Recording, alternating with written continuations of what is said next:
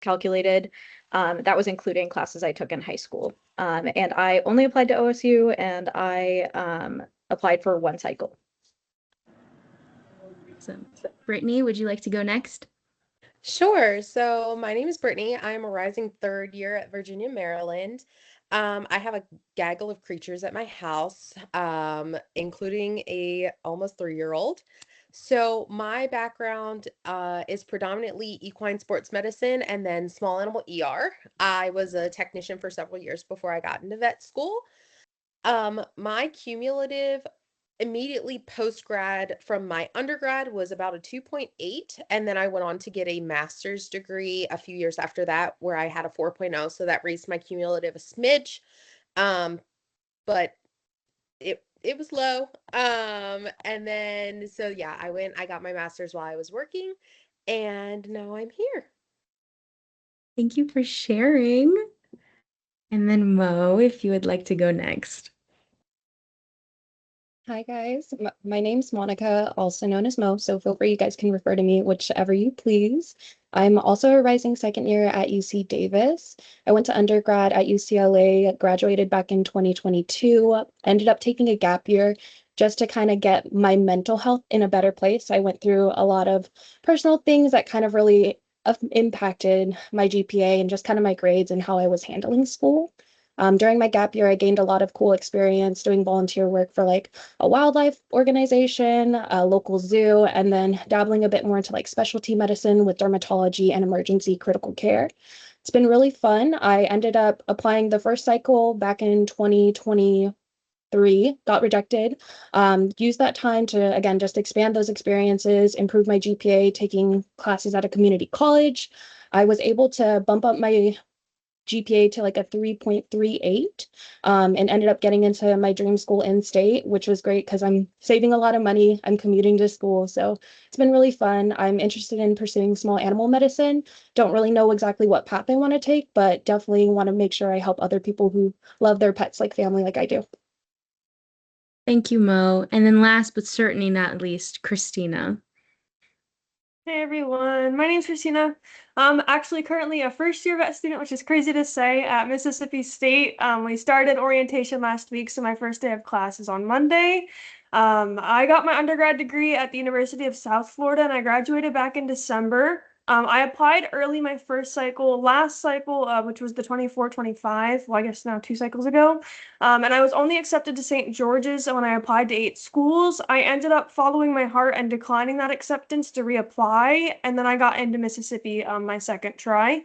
My interests are mainly small animal. I like emergency and critical care, and then I love small animal exotics. My experience prior to vet school was small animal GP, internal medicine, avian and exotics, lab animal medicine and research, orthopedics and soft tissue surgery, and a little bit more. My cumulative GPA was a 3.16 per VenCast, and I had a 2.90 science. That was the second time. When I applied the first time, my GPAs were actually a smidge higher. They dropped when I reapplied. But my experience, I got a little bit more, so that helped. But yeah. Thanks for sharing, guys. I will certainly not be taking the spotlight away from our wonderful panelists, but a little bit about me, because I did see that I gained a crap ton of followers when I posted this. So I don't, if you don't know me, sorry. If you do know me, sorry again for the spiel. If you do not know me, then hi, my name is Elisa. I am an incoming first year at Colorado State, and I'm part of the MPH DVM program.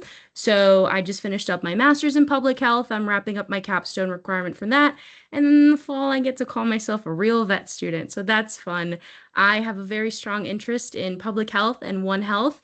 Laboratory animal medicine also has a special place in my heart. And for some reason, my primary experience with vet med has been shelter medicine, and I just keep circling back to that as well. When I applied my first cycle, I was rejected from all 12 schools, not a single interview. Got told many times, I think this vet school dream should just stay a dream and you should do something a bit more practical because of your GPA. And I'm a very stubborn Greek lady, so I said, nah, that's not happening. Reapplied a second time and got into my dream school in my dream program. So the five of us are just testaments that it can be done. We, of course, had to finagle our applications as needed in order to give ourselves the best chance. But I really hope that this second session has, first of all, it has way more attendance than last time, so I'm a little intimidated. But I hope that it gives you some clarity and some comfort that wherever you are in your veterinary application journey, whether you're just starting or you're in high school or, you're a career changer and you have no idea what you're getting into, I hope that you can leave with some sort of valuable information that'll help you on your journey. With all that big stuff being said, I did want to take a moment to acknowledge that there's going to be a lot of questions this panel. It was one of the number one questions asked about going back to school, getting a master's degree, doing post-bac classes, or just taking classes at a community college, prereqs. There is new rulings around federal loans starting July 1st, and I didn't think it would be right for us to have this session without me just taking a couple minutes to acknowledge the changes. And if you are aware of this, then you're already ahead of the game. But if you're not aware of this, I just wanted to take a couple minutes to talk about what this means, especially for low GPA applicants, because this does add a significant barrier to us. So the One Big Beautiful Bill passed early last year, maybe spring or summertime. And, everybody's heard about the new changes that professional degrees, which include DVM degrees, have a federal cap of $200,000. So if you are an out-of-state student or your school has private tuition where your cost of attendance will exceed $200,000, you will have to rely on private loans most likely, but if you get scholarships, that'll help cover your costs. If you have family or friends or, some sort of outside source for finances, that would go towards helping out with your tuition and your cost of living. However, you only get $200,000 from FAFSA. With that being said, I wanted to share on here where you can find additional information and how this affects you. So if you go to studentaid.com and you just kind of play around with the website, you'll scroll to the bottom here and you can find this One Big Beautiful Bill Act updates. And it's long-ish, especially if you read all of it, the blurbs can get kind of confusing. So one thing that I really wanted to highlight about these new loan changes is these things right here. I'm an undergraduate student with loans dispersed before July 1st. I'm a grad student and I'm a professional student. It explicitly states in one of these, I can't remember off the top of my head, so we're going to have to explore this together.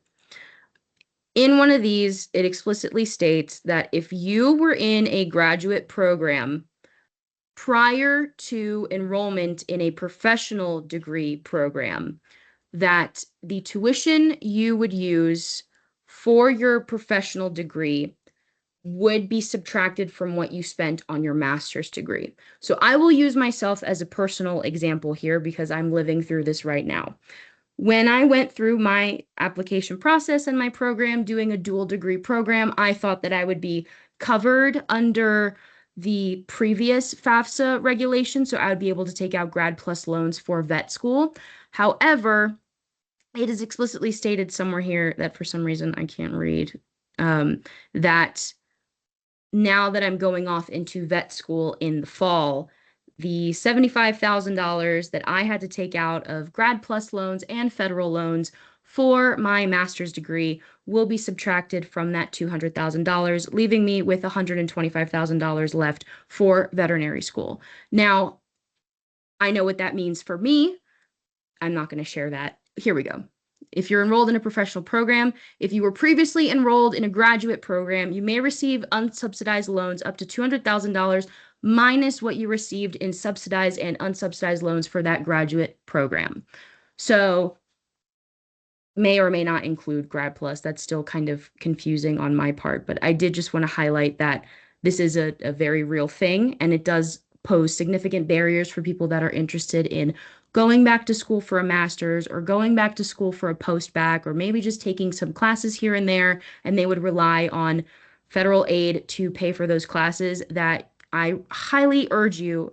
In fact, I would really stress to you to just read through these and find which one is most applicable to you and your situation, and find out what your cost of attendance would be for veterinary school or a master's program if that's something you were interested in. And if you do have additional questions about this, a great resource to ask would be veterinary school financial aid offices, because they're slowly starting to get more information about what this means for students. I know for CSU, our financial officer, he's fantastic. He's been very helpful throughout this whole process. And he was the one that forewarned me many months ago that this is probably going to happen. But me being naive and holding on to hope, I was really hoping that that wasn't going to be the case until these regulations and rules popped up as law, basically. So definitely go to studentaid.gov and check out this announcement and see how it affects you personally. And if you have other questions that you're not comfortable asking a financial aid officer at a vet school, and you can direct it my way, because I'll tell you what I have to do to navigate these changes for me. But I didn't want to dampen the mood, so I know talking about money is really stressful and it's not a great topic, but I didn't think it would be right for me to host this panel without mentioning the significant changes with this bill. So, with that being said, I'm going to stop sharing for a second, and I just wanted to do a little audience participation here. If you participants, my attendees, if you could please raise your hand if you are an undergrad freshman. Just use the little hand raise button in the Teams feature. Okay, one freshman. Good for you, Salma. Oh, two freshmen. Great. Okay, you guys are ahead of the game. Good for you guys. Seriously, I was nowhere as prepared as you guys. All right, if you could unraise your hand then, please. If you are an undergrad sophomore, please raise your hand. Okay, lots of sophomores. Love to see it. Great. Oh, welcome in, guys. You guys are so ahead of the curve. Yes. Okay, you can lower your hand. And then where are my juniors at? I'm sure there's going to be quite a few of them. Mm-hmm. Hi, juniors. Okay. And then my seniors, if you could raise your hand as well, please. Oh, more seniors. Okay. So okay. I guess you're incoming seniors, so that would make sense. Okay, awesome. We wouldn't have anybody from high school here, would we? Because if you're in high school, you are so far ahead of the curve, I can't even see you. Okay, no high school. No problem. No problem. Okay, so then the loan changes do significantly affect everybody here. Fantastic. Well, not fantastic. You know what I mean. You know what I mean. Okay, enough with the stuttering. Let's get back to business. So we'll start with question 1. If our lovely panelists are ready, if I can get a thumbs up, make sure everybody's ready. Yay! Okay, so the number 1 question that was asked in the RSVP form is, will a master's help me get into vet school if I have a low GPA? And feel free to unmute and answer away.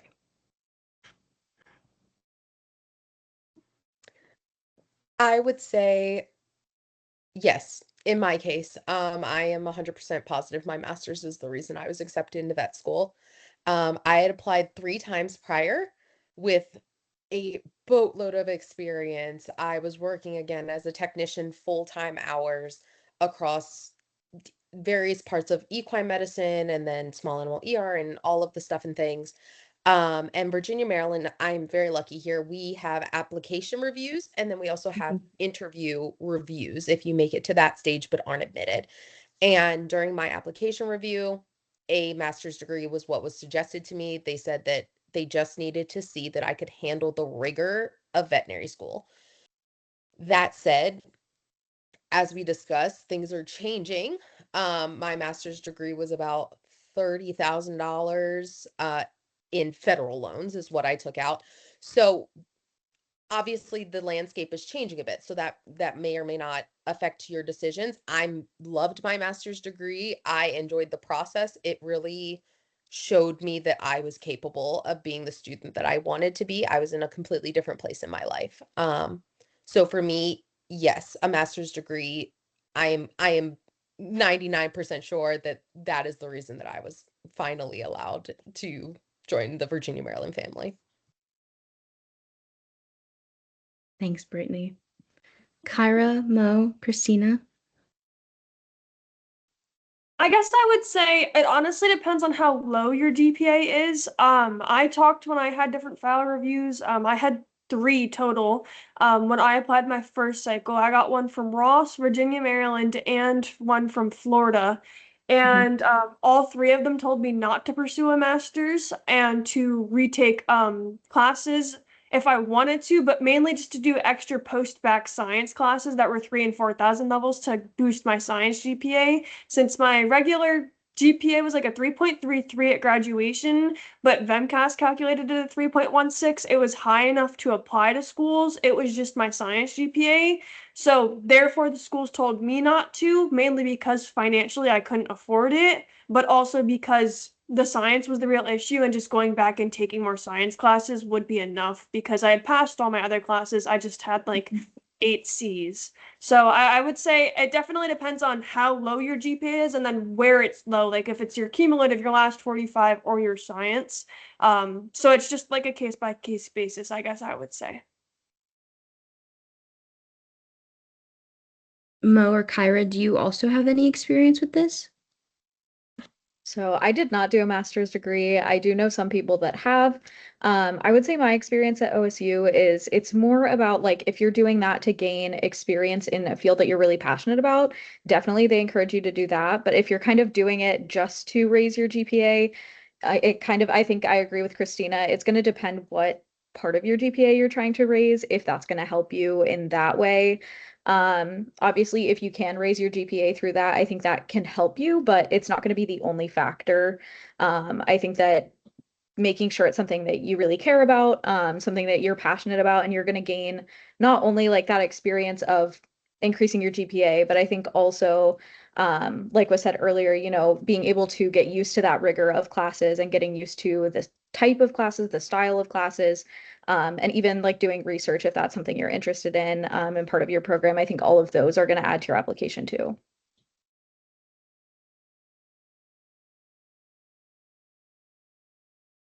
I just wanted to throw a blurb in there. I will say, definitely know when you are doing it that VEMCAS has like 15 or so GPA applicant weights that they calculate. So when you're doing it, just know that like there is a graduate only like GPA and then like a graduate only science GPA, but then there's also like a combined undergrad and grad. So just know for some schools, like if you're applying to a school that has a higher like last 45, doing a master's and doing better in it there would help you more. But if they're only like there are some schools that tell you not to do a master's because they're not going to look at a master's and only undergrad, you also have to take that into effect. So I guess that's the only other blurb I wanted to add on there. Is just really research your schools and know what they're actually looking for in their GPAs because you don't want to waste your time or money. And I would love to kind of add in onto that with what Christina and Kyra were mentioning. Definitely really research into the schools you're interested in going into, specifically because they might weigh it more of a holistic approach in terms of what experiences you might have outside of your GPA. Personally, for me, I was weighing out the option of either pursuing maybe a master's just because being an in-state Californian, it's extremely competitive in terms of our only two in-state options are either going to UC Davis or going to Western. And for me, knowing that Western would be a lot more expensive and costly, that was something that I had to take into consideration. And for me, I'm a first gen, I'm paying for everything out of my own pocket while helping my family financially. The best option for me were to take just community college classes that helped boost my science GPA while gaining other experiences that helped me look like a better, well-rounded applicant. And I think it's important to use your application on VEMCAS to the best of your ability. Every section that we had an opportunity to speak our story, I used it to my benefit. I don't know, I think they still have the explanation section. I hope they do, right? Okay, cool. I wrote like a full novel essay, like, hey, this is what was going on, but I've had a solid, steady trend. I have XYZ plans for the future. And I definitely think that worked in my benefit in terms of kind of getting me to where I am now. Again, I didn't get accepted to any of the schools my first cycle. I got one interview and then got rejected. And honestly, it's really, it hurts at first when you realize, okay, well, I don't feel really wanted, but then also you learn to grow from it and realize that you have aspects of yourself that you can always improve upon or expand. And using that time to, again, allow yourself to experience new things is truly beneficial for the long run. Thank you guys for sharing. I think those were all really fantastic points, and I have no notes. Honestly, I would have added something, but you guys covered it all. So, the second most common question, which is kind of subjective, but I thought that it was important for us to include in here because, as we're about to hear, there is not one size fits all for this. So, how do I stand out as a low GPA applicant? And this was tied, so I included it as well. Will declaring my interest in an underserved or niche field enhance my chances of admittance?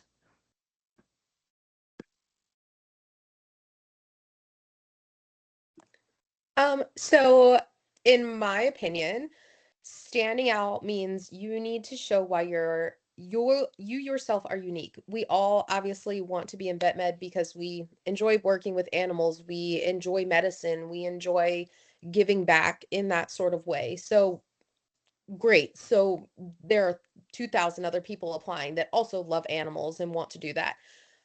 I leaned very heavily on my life experiences in my application. So by the time that I was accepted, I was a non-trad student. I was 28. I had a 1 year old, or well, I would have a 1 year old when I started. I had a brand new baby when I applied at the year that I was accepted. Um, and at that point in my life, I had experienced a lot of things. I had worked several jobs. I was at that time working full time as a technician, but prior to that, I worked waiting tables and I bartended and I did all these fun odds and ends jobs.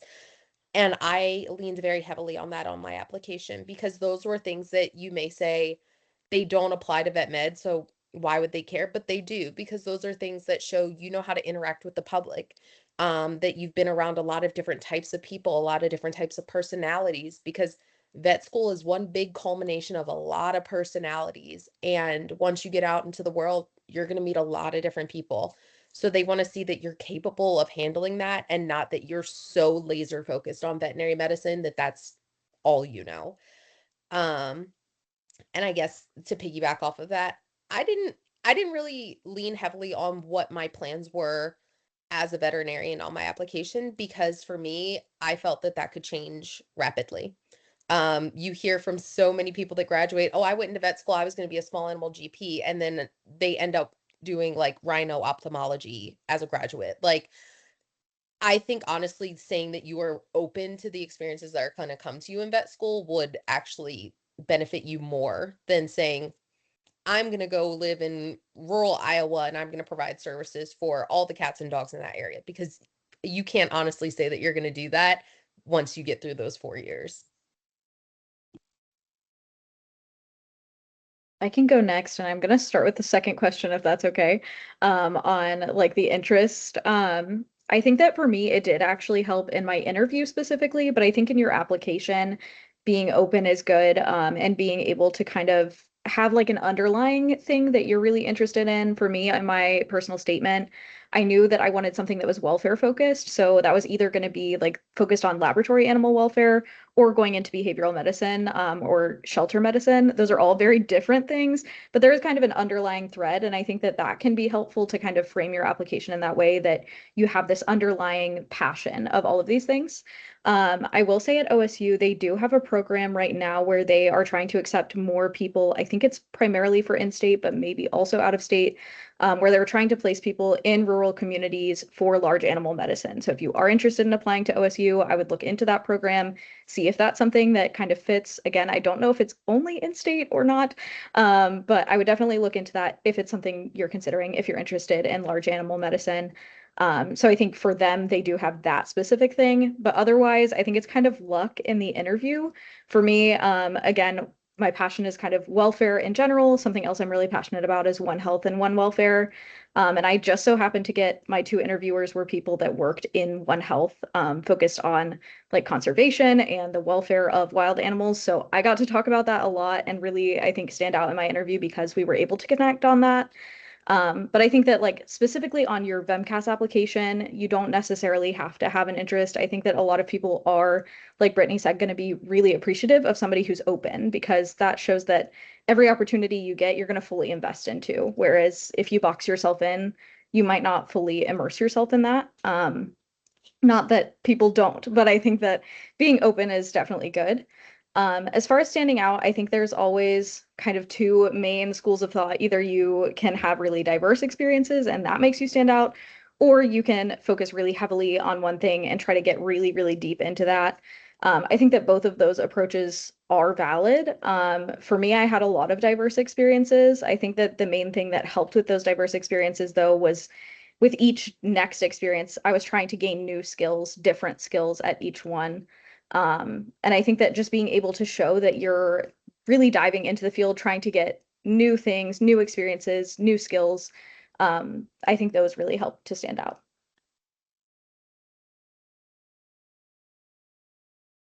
Is it okay if I add on to that? Lovely. I completely agree with Brittany and Kyra. I think the most important aspect of your VEMCAS application is allowing them to see you as a whole entity, and kind of finding a good, big, broad theme as to why you're pursuing this field together. Of course, there's going to be applicants that have thousands upon thousands of hours and all of these wonderful, really unique experiences. But what are those unique experiences teaching them? What are they taking away? What are they learning? How are they going to use that knowledge to help push for a better future within this profession for future professionals, etc.? It's of course great to find like your niche of what you're super duper passionate about, but also it's okay to explore the different avenues because you might not have been exposed to certain things earlier on in your career, and it's better to have those doors be open because you never know what adventures out there. For me specifically, I used my VEMCAS theme to really reflect on having a more difficult upbringing. My family, we struggled with homelessness, a lot of housing insecurity, things of that sort. And my entryway into this field was working at a animal shelter and just seeing that my life paralleled theirs in times of transition and uncertainty. And I was able to basically move into the future of, I also worked serving jobs. I worked in the food industry. I had to help my family pay for the bills and things of that sort. But was it just the hours? Was it just putting in the work? No, it was learning how to be an effective team member, how to be an effective leader, how to communicate things effectively, how to be compassionate when people were having hard times, and just learning these things that you don't really think about right away, but then you reflect upon the situations and those experiences, and you're like, wow, I'm actually really glad I went through something like that because that unique experience allowed me to see life in a different light. And I think that's a beautiful aspect of it. Plus, this profession, everyone comes from different walks of life. Nobody's going to have the same exact experience. Your peers, your colleagues, everyone is going to want to do something completely different. And I think me going into vet school, again, when I was an undergrad, I struggled a lot. I had this really bad imposter syndrome where I was surrounded by a bunch of peers who were doing super duper well, getting all these great experiences, and I felt like 5,000 steps behind them. But when you're in vet school and you're surrounded by peers, again, from different places, you realize it's not a competition. We all want to see each other uplift one another and get to the end goal of pursuing and getting that DVM so that, again, we can take care of more patients so that we can push this profession to a better future. And just knowing to, again, uplift and empower one another is truly impactful. But again, no harm to finding what you're really passionate about. And if you find something you're really passionate about, keep pushing because someone will see that you are dedicated and you're willing to put in the work. And that's something that is truly, inspiring when you have that determination to get to where you want to go. I will add on, just as a last little tidbit, I actually did write in my essay, contrary to everybody else, I did write in my essay what type of field I was interested in going into. I started off my essay talking about being low income and being raised in the household as a quadruplet, which is pretty uncommon. And I brought that upbringing up with just my actual medical conditions, and I tied those into just being low income and wanting to help like-minded people in the veterinary field, talking about like pet owners, because obviously low income is a huge issue, especially where I was in clinical settings. And I specifically talked about small mammal exotic medicine because that's the kind of medicine that I'm interested in. I did say that I was open to, obviously learning like large animal because all of my experience was small. But I did tangent in most of my essays about wanting to go into it. And I was even asked about it in my interview, and there was no harm in me saying anything about it. You just have to know that if you do write about it, that you are willing to expand because, like everybody else said, like it can change. Like you could go in and then once you actually like look at the anatomy and you actually look at the actual medicine of it, you might hate it. So it depends, because being like a technician or doing technical work versus being a doctor, two completely different things. So I would keep that in mind, but definitely if you guys are thinking about it or you have written essays about it, like it's not wrong to scratch it, but you just need to make sure that you write it correctly. And then on top of that, I would say to further on the roundness, I will put out there, I was a manager at Dunkin' for 2 years and into college in my freshman year. And a lot of people would think not to put an experience like that, in your vet school application because it's not animal related. But it actually shows a lot of leadership. And one thing vet schools will talk to you about, especially in some of your essays you'll see, is leadership and like giving back to the community and stuff like that. So if you did any like volunteer work, like I volunteered at like a senior center during summers when I was in high school, even though it's old work, you can still put that in there. So just try and put little things out there, even if it's not related to vet med, because especially like everybody else said, like they want to see that you're a human and that you have a life outside of this field, because this field will burn you out if that's all you put your mind onto, and they want to see that you can do things outside of the field. So, yeah. Now, I don't want to talk too much because I'm not a speaker, but I wanted to throw my 2 cents in here from the perspective of a dual degree applicant, because there are many programs out there that offer DVM PhD programs and DVM master's programs where there is significant incentive for you to do these 2 degrees at the same time. And as a low GPA applicant, when I was applying for my MPH DVM, I I wrote my essay and I poured my heart out about how much I cared about public health. And the premise of my essay was basically that public health is everything in vet med, and it's something that I want to take with me regardless of where my career takes me. So if I do, for whatever reason, decide that small animal GP is where my heart goes to, I will still be able to practice public health through vaccination, through education, through like GP veterinarians have such a big impact for public health in their communities by vaccinating for rabies. So if I decided to go, full blown, I'm going to work for the government, I'm going to go do a PhD, I'm going to go add more letters behind my name, I could still carry public health with me. So when it comes to having dual degrees in that sense, I think it is important to have your niche and what your interest is in mind, especially for something as competitive as a DVM PhD. I don't have much experience with that because that wasn't what my career aspirations were, but I have talked to quite a few of the DVM PhD students at my school, and they had to kind of declare like what they envisioned for their research. And then once they got through, that's when they were able to find a lab that aligned with what they wanted and that the lab was willing to take them on. So I agree that you should be willing to be open.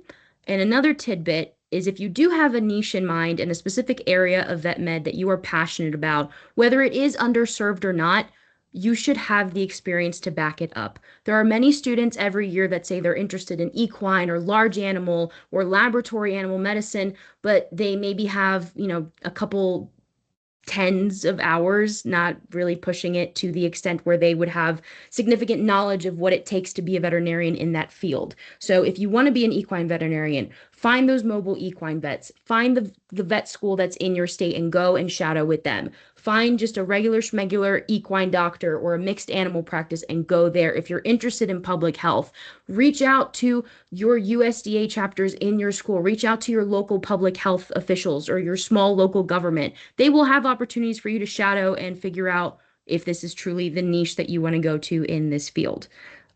With that being said, the next portion of our session and the remaining hour to hour and a half of session, or hour to hour and a half of the session is just going to be live Q&A.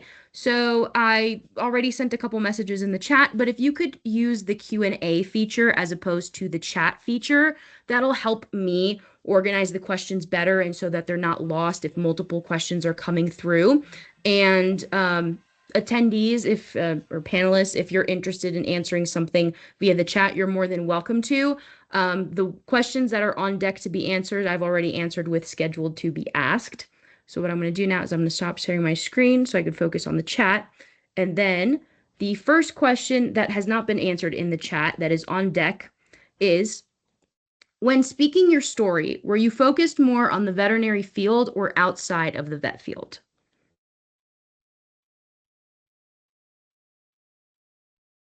I guess I can go with this one. When I started speaking about mine, it was honestly like kind of half and half, like on my personal purpose statement. I had 4 paragraphs, and 2 of them were about me, and then 2 of them were about veterinary medicine. So it was kind of split. I started off talking about low income and how I heard a lot of people saying I can't afford that. And while that might sound cliche, it definitely applied growing up hearing it and then hearing the same thing in clinics, and that was the tangent that I made, or the connection. From there, I went on and I talked about surgeries and different things that I've had that exposed me to human medicine, and what really piqued my interest in medicine in general from a young age, having surgery when I was like 7 and then again at 17. And talking about how that's what piqued it. And then once I got into high school and college and started, doing more pre-vet things, even though I've always been interested in being a veterinarian, you have to talk about experiences in your life that showed you that, not that, oh, I've had the dream since I was 4. I piqued it again, saying that getting experience through pre-vet clubs and volunteering and then starting to work in a clinic is what solidified my, avenue to go into vet med. And then from there, I talked about 2 different clinical cases that I've seen. One was related to emergency medicine, and then one was related to exotics. And then I just talked about how underserved exotics are, and how there's a lot of financial barriers, especially with exotic mammals, because a lot of people don't want to put down the money because the animals don't cost that much. And then further on went into being how there is also limited resources for exotics, especially in an ER setting when I worked at Veg. And then I just tangented out at the end, saying that I would like to pursue residency one day in small mammal exotics, well, in exotic companion mammals, and that although I do have a broad, idea of what I want to do, I'm open and I'm excited to see what I will learn in vet school. So that's mainly what my essay was really about. It was basically half and half. My first cycle, it was like all vet med and like nothing about me, and that's probably why I didn't get in. So you just want to make sure that you are relating the essay to yourself, and they want to know about you. That's the real question. They want to know about you and why you want to be there. Now I know the prompt did change this year, but still they want to know about you, and I mean, so you can tell your story, but they want to know just how you are as a person. So your supplementals will help round you out even more, but I will say, don't be repetitive also. If you state something in your personal purpose statement, use your supplementals to add more information about you. A lot of people I've read, because I mentor a couple other people right now, they'll put something in their personal purpose statement and then they'll go and tangent something similar in a different essay. You want to use something different in every single essay that you're writing, and you want to basically write, what you've learned from what you've had in your life experiences. And yeah, I think that should be good. Just to kind of back off of that, I 100% agree. My statement was pretty 50-50.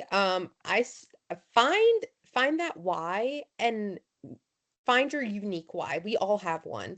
Even if you think it's just I've wanted to be a vet since I was 2, my mom's a vet, my dad's a vet. There's something that you experienced growing up watching them that made you say that's what you want to do. Find it, because we all love animals. That's why we're here. So like my statement, I went into how I didn't even want to be a veterinarian until my dad was diagnosed with cancer, and I discovered I liked medicine because I was following his oncologist around because I was just a kid and bored in a hospital, and she tried to make it as decent as she could. So my personal statement started with like, I actually never wanted to do this. I was going to be a researcher and conservationist. That was my thing. But then I discovered I loved medicine, but I wasn't a human meds person. And so voila, I could meld medicine and animals. So everybody, even if you think you don't have one, you have a why. Um, and then, I mean, Christina and I are both mentoring through the same program, and the essay this year is a little different. It's a bit disjointed, so it can feel a little hard to navigate your essays this year, I think. Um, but word vomit onto a paper and then start streaming it down. And then I also heavily agree, do not repeat the same thing in your supplementals. They're reading all of this as a packet. So don't feel like you have to reiterate and use up those characters. Go a completely different route if you want to, if you feel like that's going to round you out.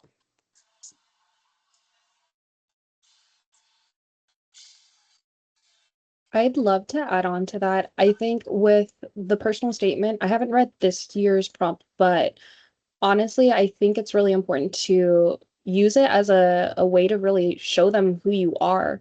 The committee, when they're reviewing your application, they're just kind of looking at your stats, they're looking at your hours, they're looking at these brief descriptions of what you've been doing, what you took away from these experiences.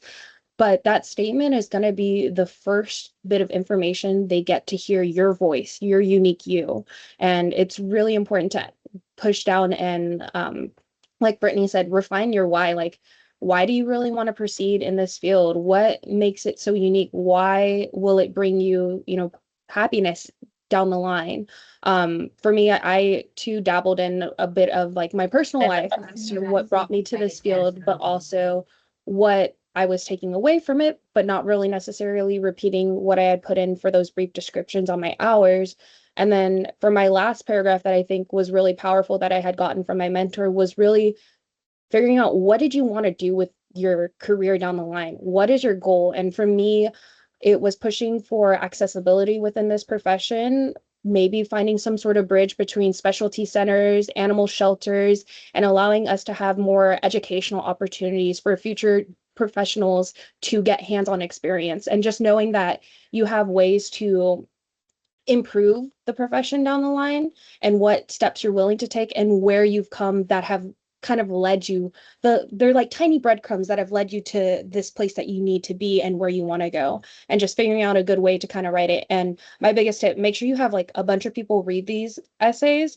My first essay, I had only two college friends read it, and then I had my mentor doctor read it, and she said, Monica, this is terrible. This is why you did not get into vet school. And I said, yeah, you're probably right, but this is why I need the hard, cold truth, because again, you can reflect and see, well, you're right. What can I do to do better? I And asked if it. you better, and sorry, all good? Okay. And like if you have someone that's willing to walk you through the steps of like, hey, you can improve upon this, add a little bit of this. This sounds too much of the same. That's really helpful. And then my second application, I had like over 10 people read it and really just refine it as best as I could. Not just necessarily grammatics, but like your story. Is there a part where I wasn't being clear or really upfront about what was going on, or I didn't give an extra detail that I should have? Because when I first wrote it, I was writing it under the interpretation that this is what the committees are going to want to hear. They're going to want to hear these very broad statements about, oh, I care about helping these communities and all this stuff. But what are you going to do to help those communities? Be very specific, allow your voice to be heard, and don't hold back on showing them who you really are. I agree with pretty much everything said. Definitely on the specifics. I think that that is really helpful to make sure that you're like dialing in because you only have so many characters. I am very much like I love creative writing, so my first several drafts were very like fluffy unintentionally, because I love to be like descriptive in writing, but that is going to hurt you if you're being descriptive in a way that's not like tangible. I think that storytelling is definitely the main method that I wanted to use. Like I wanted it to read like a story and be um very much like showing my personality through my experiences. So I think that I approached it slightly differently in that way that I would say mine was mostly vet med focused. I mostly talked about veterinary experiences and less so about like my experiences before getting involved in vet med professionally, there was like a little bit of that woven in, but I definitely tried to show more through like specific examples who I am.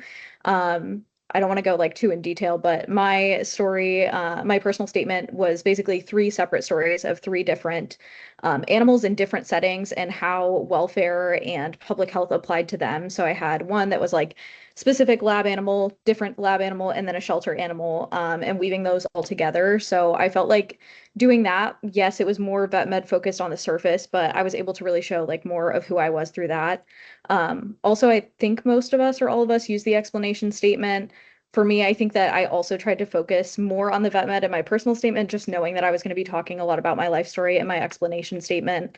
I don't know if that's the right way to approach that necessarily, but that's kind of how I approached it. Thanks for sharing, guys. Again, I have no notes. You guys we share one brain cell.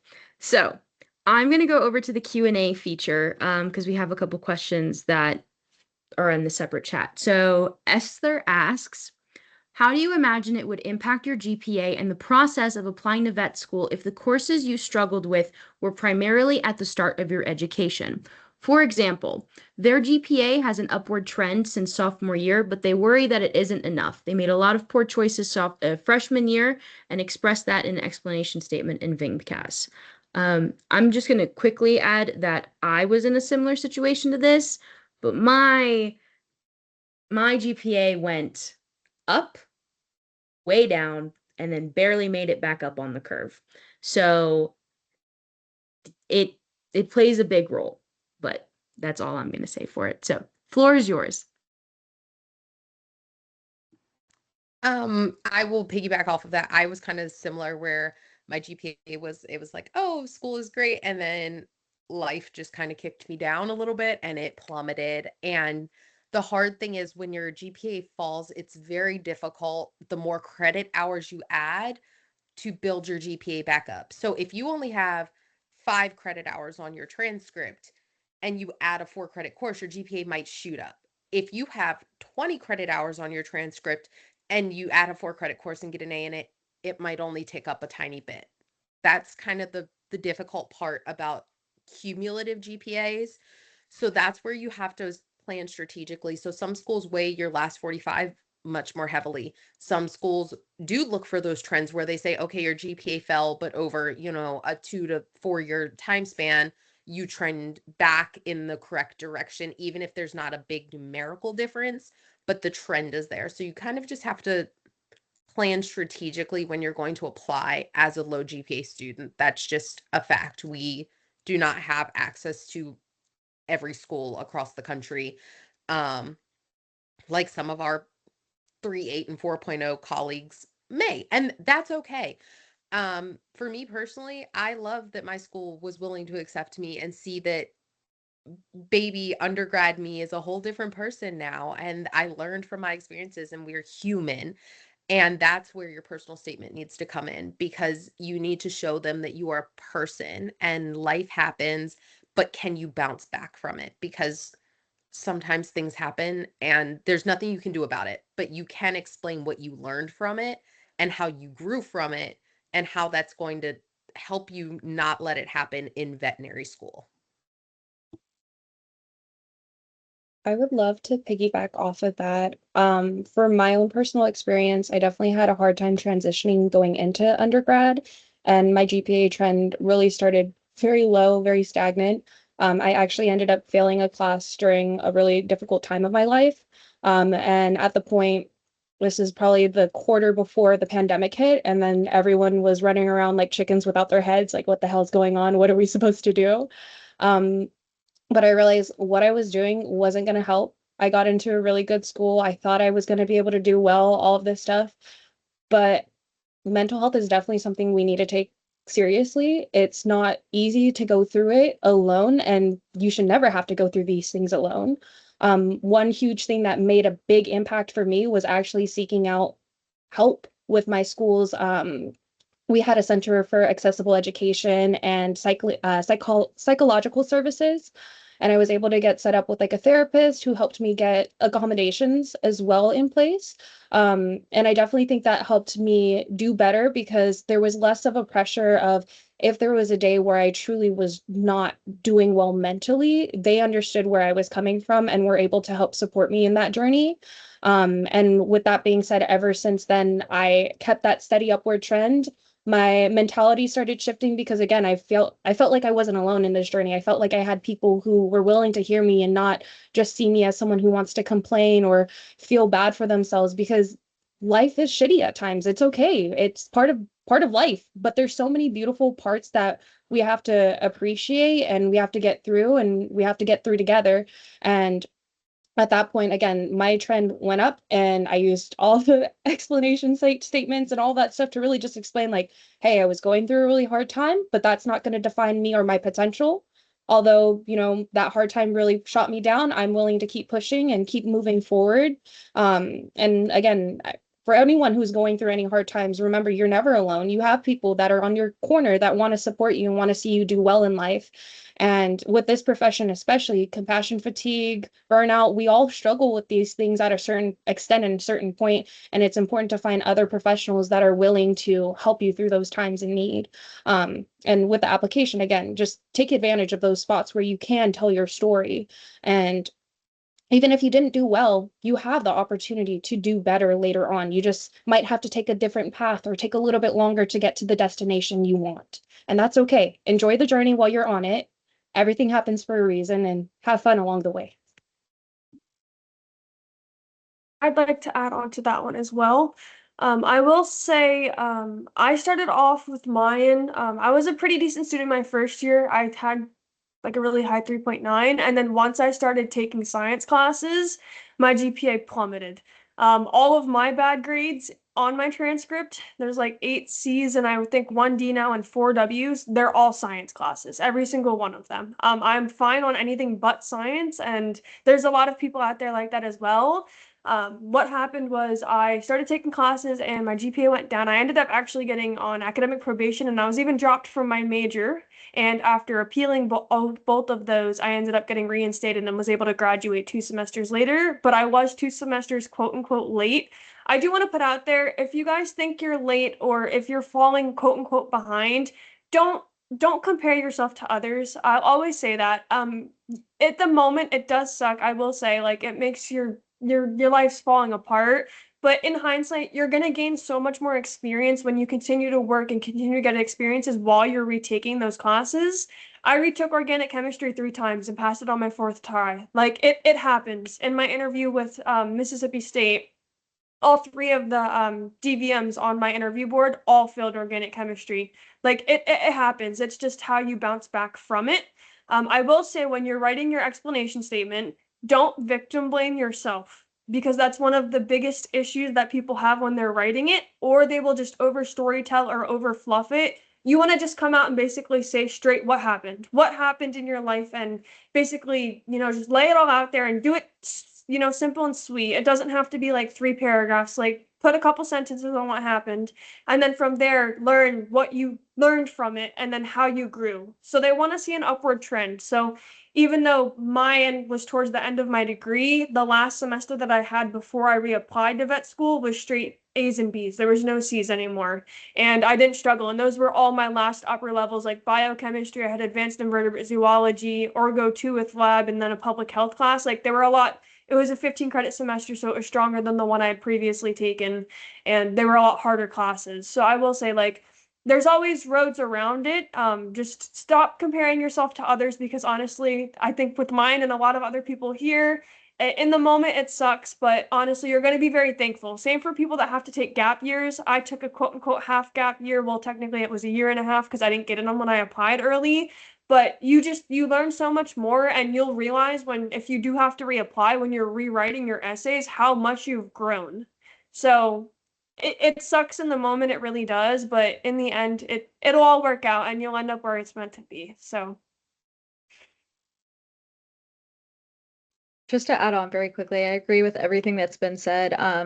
especially on the mental health thing. For me, I had a very fun, not fun, pattern where every fall, for the first 3 years of undergrad, I was hospitalized, in the psych ward. And so, that was a huge factor in my GPA. I would get back and it's like, it's really hard to catch up after that.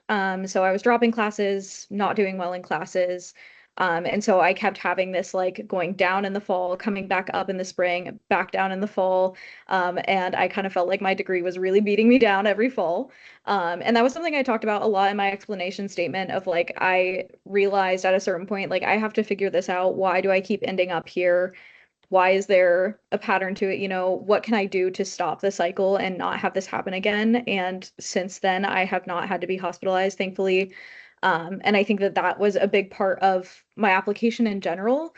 I think that the person asking the question is in a really good position right now that you had your first year and it was tough, but you are on an upward trend already. And if you can keep that going or at least like maintain where you are, I think that's going to be really helpful for you. I think, like everyone said, the upward trend is really important. And for me, it was also, like Christina said, like really towards the end of my degree that I was able to achieve that upward trend because I kept going back down. So it was really in the last couple of semesters that I was able to get it going back up. And that was definitely something that I touched on. So I think being able to, again, you're in a really good position to keep growing, keep going forward, and stay steady where you are. And I think that that'll really help you. I also I- just wanted to put a little note out there for people in general. Being one of the people that never wanted to ask for help, I never went to office hours, I never went and got help when I was suffering with my grades. If you think there's something wrong, ask for help. I'm honest with everybody. I struggled with studying. There was definitely an underlying issue, and once I went and got help and was on a regimen and was starting to get medicated for things, I have ADHD. It changes your world and it changes how you study. So if you do need help, don't be afraid to go talk to your professor if you're struggling with the concept. Don't be afraid to go talk to a psychiatrist if you need help, if there's something going on in your life. There's a lot of people in this field, especially because of how determined we are and how headstrong we are, that you can do it all on your own. And while we can, there are aids that are available to make life a lot easier for you. And when you do get to grad school, some grad schools are better about mental health, and they do have, like, my school personally does have like an on-staff psychiatrist at the school. So it just definitely depends. And you can do it that route if you think there's something wrong, but I always just want to put it out there that, like, focusing on yourself and focusing on you, because you don't want to keep, digging a hole, like, because it's not going to get better if you do get into vet school, if you don't seek help that you need. So I just want to say, like, there's nothing wrong with that. And I think that I needed to hear that more in my undergraduate program. And that's why I pushed it off for 3 semesters and kept failing classes. So I just want you guys to know, like, it's okay if you need to ask for help. And, like, nobody's going to judge you for that. And in the end, it's only going to help you. So I just wanted to throw that blurb out there because I definitely needed to hear that during my undergrad, and I feel like some of you might have as well. So. I resonate with a lot of what you guys shared. So thank you so much for sharing your perspectives. The next question we have kind of piggybacks off of what we just answered. So if maybe just one person wants to touch base on this if they feel a bit more strongly about it. But Alexander asks, they're about to begin a master's program and will be registering for classes soon. When evaluating graduate coursework, do admissions committees consider the rigor of the courses taken, or is it more important to earn strong grades even if some of the science classes are considered easier? I mean, I completed my master's, so I feel like I can testify to that. I think it is very important to balance the rigor of the program with the grades. That said, don't go get a master's in something in molecular biology if you don't like molecular biology, just because you think that the coursework is going to be rigorous enough that you can prove that you belong in vet school.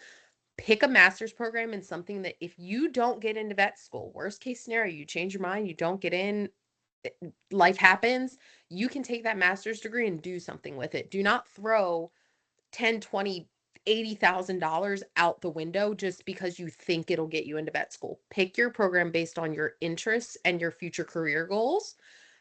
So like for me, my program was in animal science, MPS, and I had a focus in equine care and management. I love equine medicine. Great. If I didn't get into vet school, I could still take that master's degree and use it in another career path. I felt like the coursework in there ranged from super simple to more challenging, but it even that wasn't a super science heavy master's. Like I wasn't retaking organic chemistry. I wasn't pursuing advanced physics classes or anything like that in my master's degree, but I got a 4.0 in it. I enjoyed the program, which helped me want to participate in my program, which made getting the grades easier. So, step one, I think, is pick the program that you will actually use in the future. Vet school, be damned, essentially. Like, if it doesn't, vet schools, they all implode tomorrow. Can you use that degree? And then from there, the grades will follow. And then they will look at that. I feel like you could get a master's in child education and still get into vet school if it's something you're passionate about. Thanks, Brittany. All right, this next question is asking if going to be a vet tech or going to vet tech school boosts your chances of getting into veterinary school. And for volunteer work, they're asking if volunteering at various types of animal places will boost their chances of getting into vet school. Based on their GPA of a 2.6, how would you advise? If maybe two people want to answer, as much as I value everything that you guys are saying, there's way more questions than I thought. So,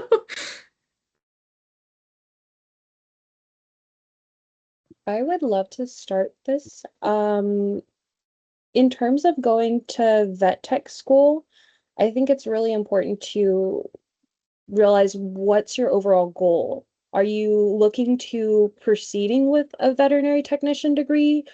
Of course, like you would gain wonderful experience getting an RVT and going to learn textbook things, but also those are experiences you can learn in person in a clinic as a VA. Um, on the other hand, with volunteering, I think it's great in terms of gaining different experiences and diversifying your application. Not necessarily because those experiences, of course, will be helpful, but because it will allow you to figure out what do you really want to do in this field. Are you interested in zoologic medicine? Are you interested in small animal medicine, shelter med, et cetera, et cetera? And just getting different lenses and different viewpoints of this profession, because there are so many vast sides of this field that a lot of people don't have the opportunity to explore. So if you are able to dabble a little bit in this, dabble a little bit in that, and find really what you're passionate about, I think that's truly beneficial. Aside from, just trying your hardest with school, enjoy gaining those experiences, making new connections, because during those times, you might even find a mentor who went through similar life experiences as you and can shine better light as to, what helped them get to the place that they're at too.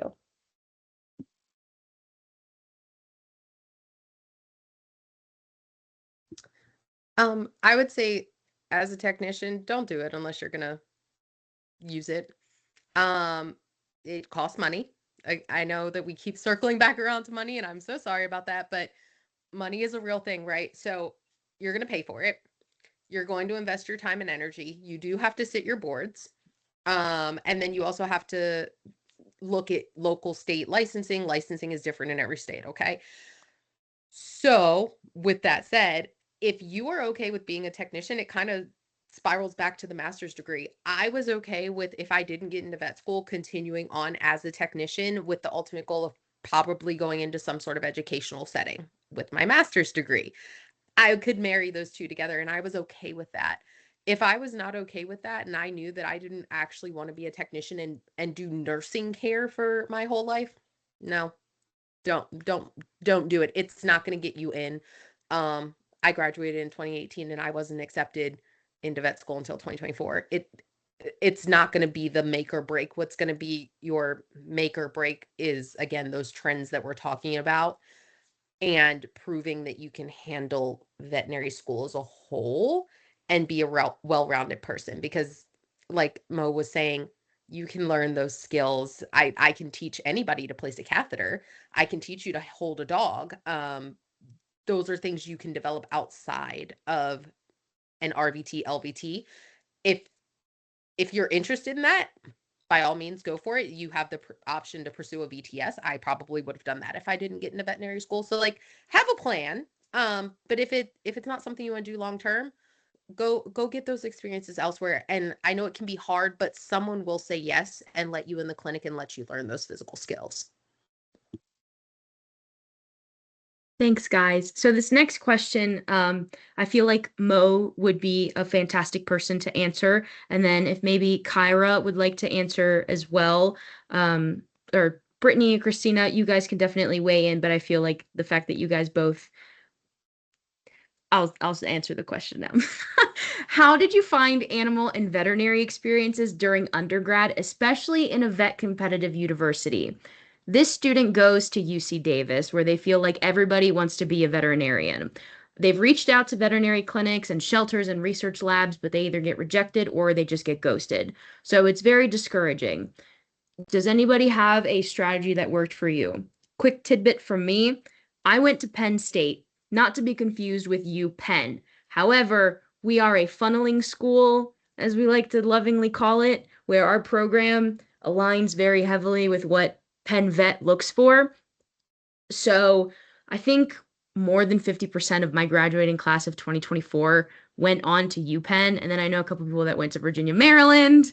I know a couple people that went to Tufts and they went to Mississippi. So definitely it gets difficult when you're at a school where, especially in your program, where you feel like everybody's just talking in your ear about like, oh, well, I volunteer at this clinic. Oh, I did a blood draw on a rhino in South Africa last summer. It can definitely feel very overwhelming and like you're falling behind, but there's ways around it, and that's all I'm gonna say. So Mo, Kyra, whoever else would like to answer, floor is yours.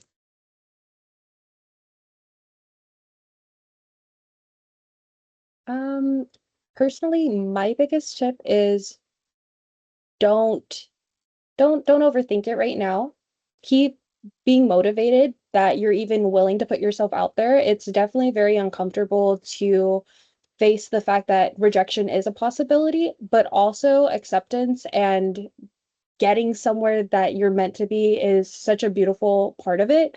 Um, for me, when I was in undergrad, I joined our pre-vet society club, and I had a classmate in one of our group chats post a clinic that was actually hiring and looking for a receptionist VA position.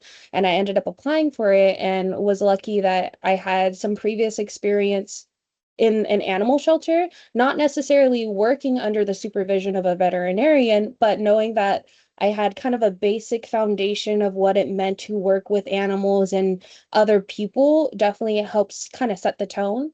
I would definitely recommend, cold calling, emailing, reaching out to people. You don't necessarily have to, land a clinic job right away. That's perfectly fine, but volunteer is just as good, or even shadowing, just getting contacts, getting that networking going. It's not necessarily about what you know, it's about who you know, because a lot of those doors open if you know the right people who are willing to guide you in. If you're in Davis, I'm more than happy to chat with you more about your current situation and any opportunities that are around the area. I would recommend, even if you're willing to travel a little bit outside, Sacramento has a lot of opportunities with general practice clinics. There's a couple referral centers, things of that sort, that again, if you are willing to reach out and, hit up their hiring manager, hit up their medical director, just saying, I'm an interested prospective veterinary student applicant. I'd love to see how your clinic operates, things like that. You never know what other opportunities are in store once you at least dip your toe into the unknown. So don't give up. Everything happens at the time it's supposed to happen, and you'll find your niche and where you're supposed to go soon. I'm going to quickly piggyback off of it before somebody else jumps in. So sorry. Majority of us have Instagram accounts dedicated to veterinary education and our life in veterinary school. So I would highly encourage you, if you see one of us that goes to a school in your area, or we went to undergrad where you go to undergrad, and you have questions about where we went to school, or where we went to school, where we got our hours, how we looked, like how we went about finding them. I had somebody find me on Instagram who then found me on LinkedIn, which is fine. It's a public LinkedIn. They added me and they messaged me and said, "Hey, I saw that you volunteered at this place and then worked as a tech, air quotes tech, was not licensed, but that was my title, at this shelter. How did you do it? Who did you contact with? I live in the area. I would like to do this as well." And I said, "Okay, here's the email of the person. I'm not sure if they changed anything. Knock yourself out. Go for it." And literally 2 weeks later, I got a notification from LinkedIn that they got a job there. So it's definitely about who you know, right? Crazy. So absolutely reach out to us, ask us where we did stuff. It's not gatekeeping. We do not support gatekeeping here. Like, it's not a secret. If you want to go work at the same places that one of us worked, ask us. It's fine. It's public for a reason. If I didn't want to share where I worked, I wouldn't have put it on my public LinkedIn. So just a small tidbit, but don't get weird with it. All right, moving on. Next person.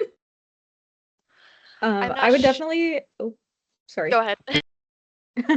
I definitely agree with like cold calling, reaching out to people, including me. I worked at a lot of different places in Columbus. So if you are in Ohio, please feel free to reach out. I'm happy to direct you to the good places I've worked at and also places that maybe I wouldn't recommend as much, based on what you're looking for. I think that there is a big culture of like sometimes you feel like people are going to gatekeep where they worked or work. No, I feel like a lot of us are very open to sharing like places that we've worked. Like I said, I mean, there are people from my first job, like my first big girl job, that I still keep in touch with and would highly recommend working for them. So I think, reaching out to people, leveraging connections that you have. I'll also say Ohio State, definitely the pre-vet culture is pretty crazy here as well, because this is our only in-state. We also don't really have like some of the neighboring states don't have vet schools. We do have obviously Penn Vet and then Michigan State, but Ohio State's the only in-state, so a lot of people come here as pre-vets. And I definitely find that there's like a competitive culture there, and it is really hard to find a job when there's so many people saturated in one area that are looking for it. I would highly recommend getting involved in like extracurricular clubs, even if they're not strictly like veterinary or animal related. Personally, I started one health club at Ohio State with my best friend sophomore year, and we were able to get so many really cool experiences of like having experts come to talk to us, having us go places to, volunteer and meet a lot of people. And how I was able to leverage myself into my first big girl job, which I will say I was severely underqualified for. But I had experience in high school of just like volunteering. I lived in a rural area, so I was involved in FFA. So I had some large animal experience from that, and I shadowed a mixed animal vet, not for that many hours even, but that was enough to be able to say, obviously I have a passion for this. I have these skills right now, but I want to learn more. And having somebody that's willing to mentor you and get you there is everything. And once you have that first job, it's very easy, in my experience, to be able to find more experiences from that. You can come to people and say, "This is what I've done. This is the skills that I have. This is what I want to learn." And a lot of people, I think, in vet med are really willing to teach you, mentor you, take you under their wing, and help you find a new experience. So definitely, I would say clubs, volunteer experience. One of my volunteer experiences was human focused. Again, I really like public health, so I actually volunteered with a harm reduction app where we would monitor people who are using substances to make sure that they were safe. And that is like a huge responsibility. So I think that it added a lot to my application, even though it was human focused. I just wanted to throw a tidbit on there. As somebody that worked full time during undergrad, a lot, not saying you have to do this, but just as a note for people, especially during summers, if you're not taking classes, clinics are more prone to hire you if you can work full time or even part time. They won't, because of liability issues, a lot of clinics don't let volunteers and they don't want people that are only going to work like 10 hours a week on their payroll. So for me, at least getting into the field was hard coming from fast food. But once I got a doggy daycare assistant job and I was working full time for 4 months, after that, I got an assistant job and I had no issues getting any other job in the field once I had that established experience. So I just wanted to throw a little tidbit out there. Like if you have a summer break or something, and if all you've had was volunteer experience, try and get a full-time job just because it will be easier to get your foot in, even if it's only for a full a couple months or like the 90-day probationary period, and then after that you pull yourself away. Just showing some type of commitment and having that greater availability, it makes you more desirable as a candidate. So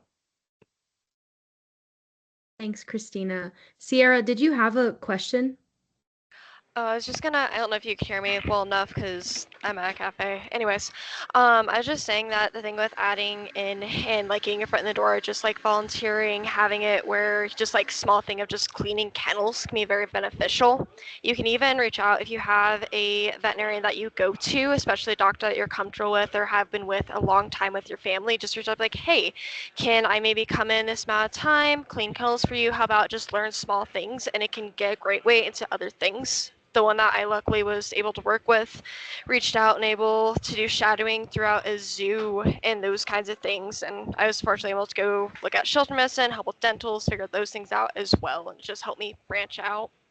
But that can also help too, just starting cleaning kennels and working from there. And you learn a lot even if you don't get to be hands-on. Thanks, Sierra. All right. So the next question we have here is kind of similar to what we already answered about volunteer-wise. There's a student here who just finished high school with an AA in social behavior science, and they've been overthinking a lot about volunteer hours because they only had a couple hours at a shelter their sophomore year. They're glad they finished with their AA, but they're nervous about being behind volunteer hour wise. I know we kind of touched upon it, so if one person just wants to, tighten it all up together, I think that would be great.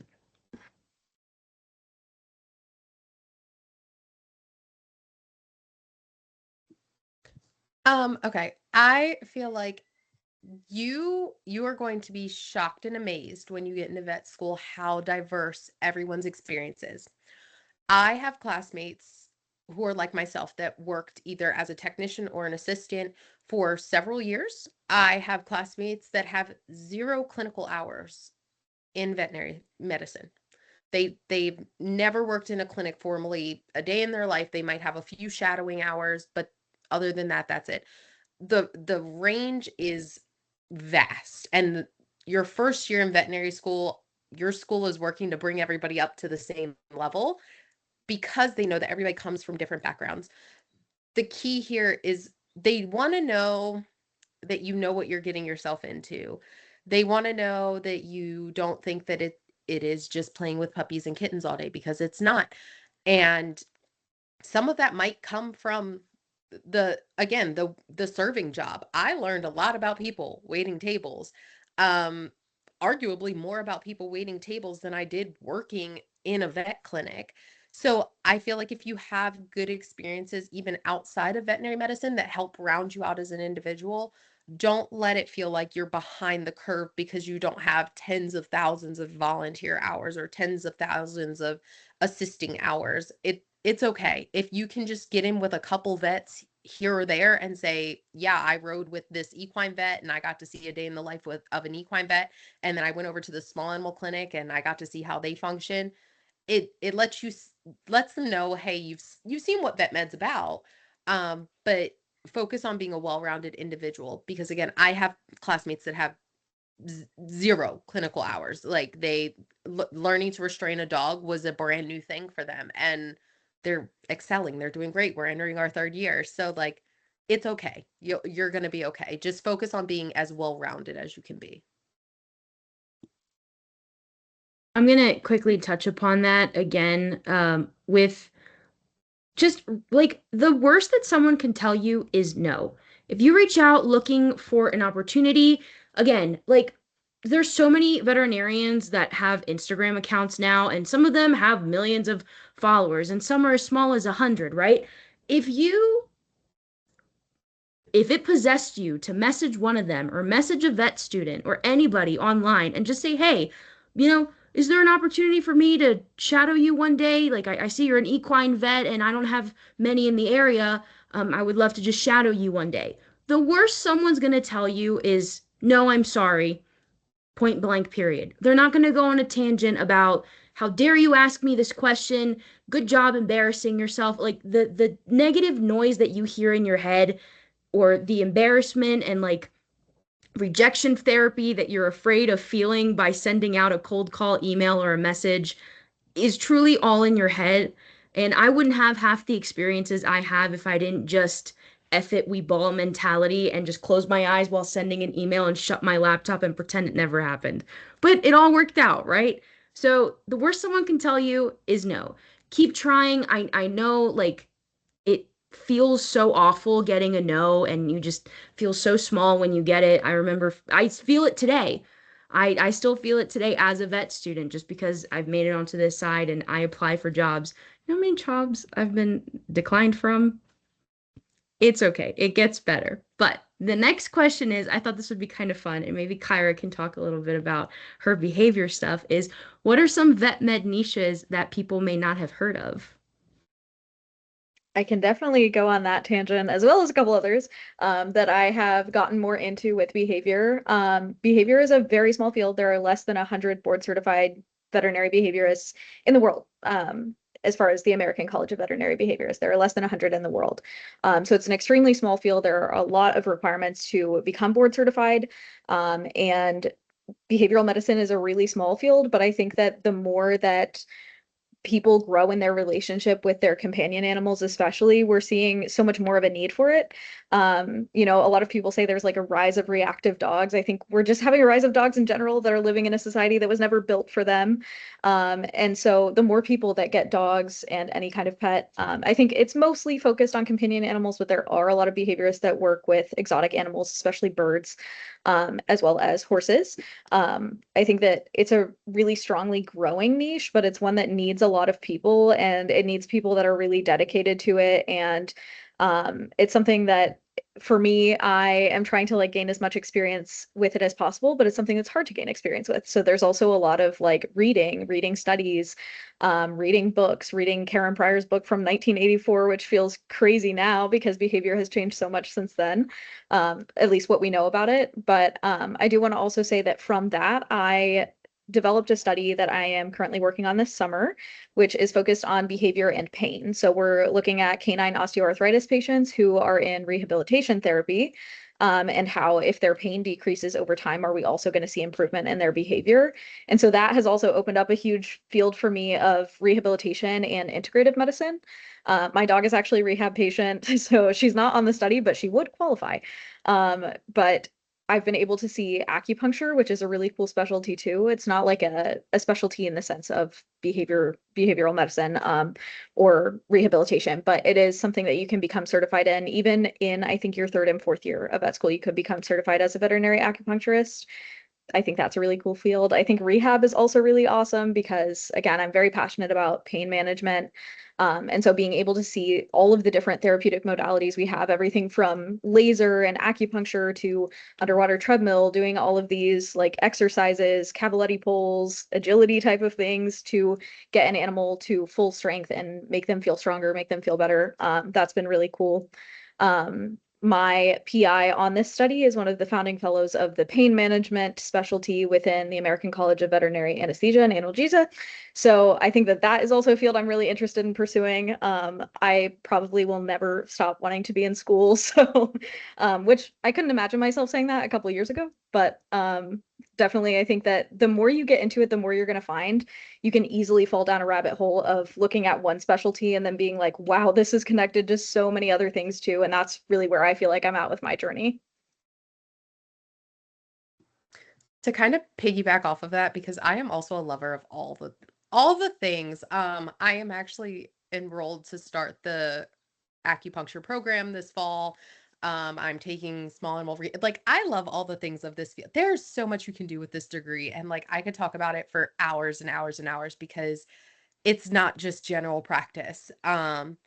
I'm in the process of making a little like pre-veterinary school workbook that's potentially going to be published out. And one of the exercises in that workbook is listing the different niches of veterinary medicine. You can go anywhere with it. You want to be a clinician? Great. You can go GP, you can go small animal, you can go large animal, you can go exotic. You can do wildlife medicine, conservation. You want to be a specialist? You can specialize in just about any body system on any type of animal that you want to do. You don't ever want to touch an animal a day in your life because they scare you actually, and you secretly just like the medicine part of it. Great. You don't have to go work for the USDA, go work for the FDA, go work for a drug company.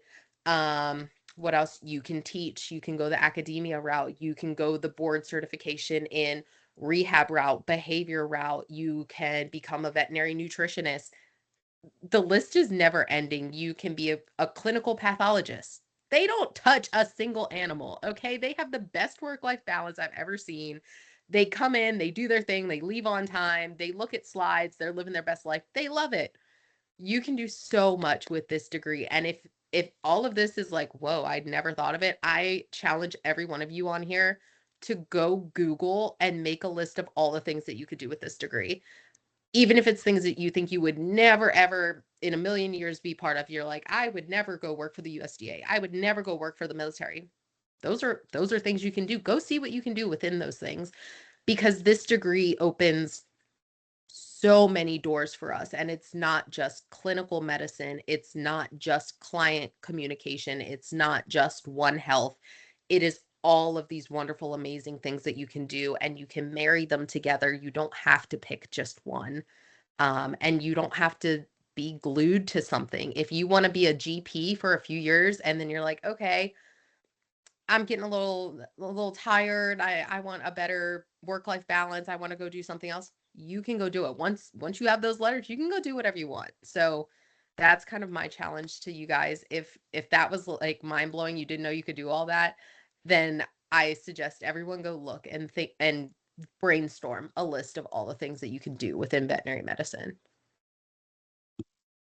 I'm going to quickly piggyback off of that before we get to the next question. But when I discovered that public health was my passion, I got kind of upset because I wanted to go through the process of like having a rotation and getting to do all the fun clinical stuff. And I was like, how do I, specialize with public health?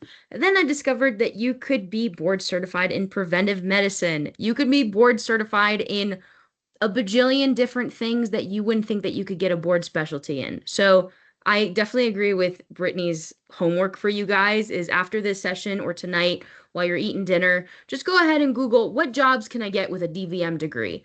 And the list will go on. And I guarantee you that you will jump on like 17 different websites and the answers will just keep coming. And you'll end up with a list of about 50 jobs.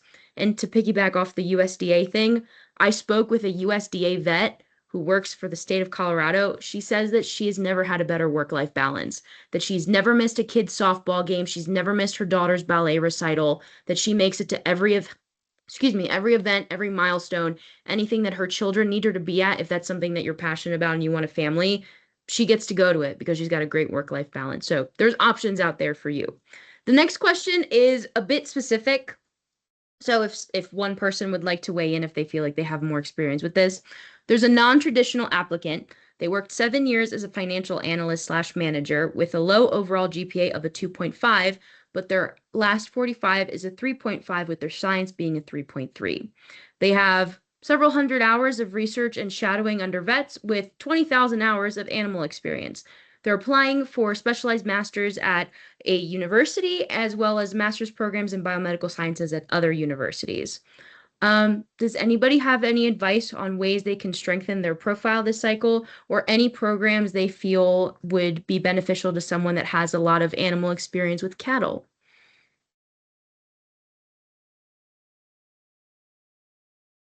And also, full disclaimer, asterisk, none of us are on admissions committee. We don't have a magic answer. So if you do, I've gotten a couple questions with specific stats. We're just giving you based off of our experiences and what we have lived. So take what we say for very specific questions with a grain of salt. And I would highly advise you to reach out to veterinary schools or master's programs, admissions counselors specifically with stat specific questions. But there's, please don't take any offense if none of us can answer very stat specific questions if they're not something that we've personally lived with. So if anybody has feedback, feel free to. I mean, I started as a traditional applicant and then grew into a non-traditional applicant, which is totally fine. One of my classmates comes from a finance background. She was a finance manager for several years before veterinary school, so it's very doable. To kind of piggyback off of, I'm just reading through your stats here. So Virginia, Maryland was kind of always my end goal in sight. It's my in-state. It was the most cost effective, and it was going to keep me close to family, and had a teaching hospital, which were kind of my big things. So I would start with that. Make a list of what are non-negotiables for a program that you want, and what are some things that you're willing to give up. If a teaching hospital is non-negotiable, that wipes several schools off your list automatically. If a certain region of the United States is yes or no, then that can change your list. If you're willing to go out of country, that's going to change your list. So first make your list of what are the things that you absolutely like. If this school doesn't have it, you are not willing to go to that school. And then some things that maybe you're willing to compromise on, and that could be okay with you. Make that list, and then from there, then you can start narrowing your schools down by GPA. So you're going to want to look at schools that do not have a minimum GPA cutoff, most likely. If you're past 45, some schools are a little different. Every school's a little different. So as was stated, we're not on admissions committee. So some schools may say if you're last 45 is over a certain number, then you qualify despite what your cumulative is and things like that. So look at the schools that match your, I want to have these things, match those with schools that meet your specific GPA requirements and experiences. So if you make a list of 10 schools that have all of the things that you want, and then out of those 10, 6 of them don't have a GPA cutoff. Wonderful. So out of those 6, which of those weigh heavily experience hours? You obviously have a lot of animal experience. Cattle experience is a pretty unique thing. Not a ton of people have a lot of cattle experience. I for sure didn't have any cattle experience, besides being like, that's a cute cow over there. That was it when I started vet school. So I would approach it from that way. I like to work a little bit backwards in that sense. Instead of looking at schools that I'm like, oh my God, I love this school, I want to go here, I would look at it as, here are the things I have to have. Now let me go find the schools that have the things I have to have. Great. Now I have this list. Who can I whittle out because their cumulative GPA cutoff is a 3.5? Well, they're off the list off the bat. What schools don't even consider your graduate degree? Probably take them off the list because you're spending all this money to get your master's program going. So you're not really going to look at schools that aren't going to take into account your graduate GPA here. And that should help whittle down your list within reason to what you want to do without taking everything off the board. I think everybody should have their, throw your hat in the ring school. Personally, if you're interested in doing that, like if you are like, I don't think I'm going to get into Michigan, but I would just love to go to Michigan. Go ahead, throw your hat in the ring. Unless there's a hard, like, you don't make the prereq requirements, don't do that. But if it's kind of a dream wish school, but you meet all the requirements technically, but GPA is your withholding factor, then go ahead, throw it in the ring. So that's kind of, I hope that helps, but that's how I would approach it. Thank you, Brittany. Esther, did you have an additional question before we move on? I was just going to jump in super fast with a tiny response to this last question. I wanted to start out by saying, obviously, I'm not on an admissions committee and I am going through my first application cycle right now.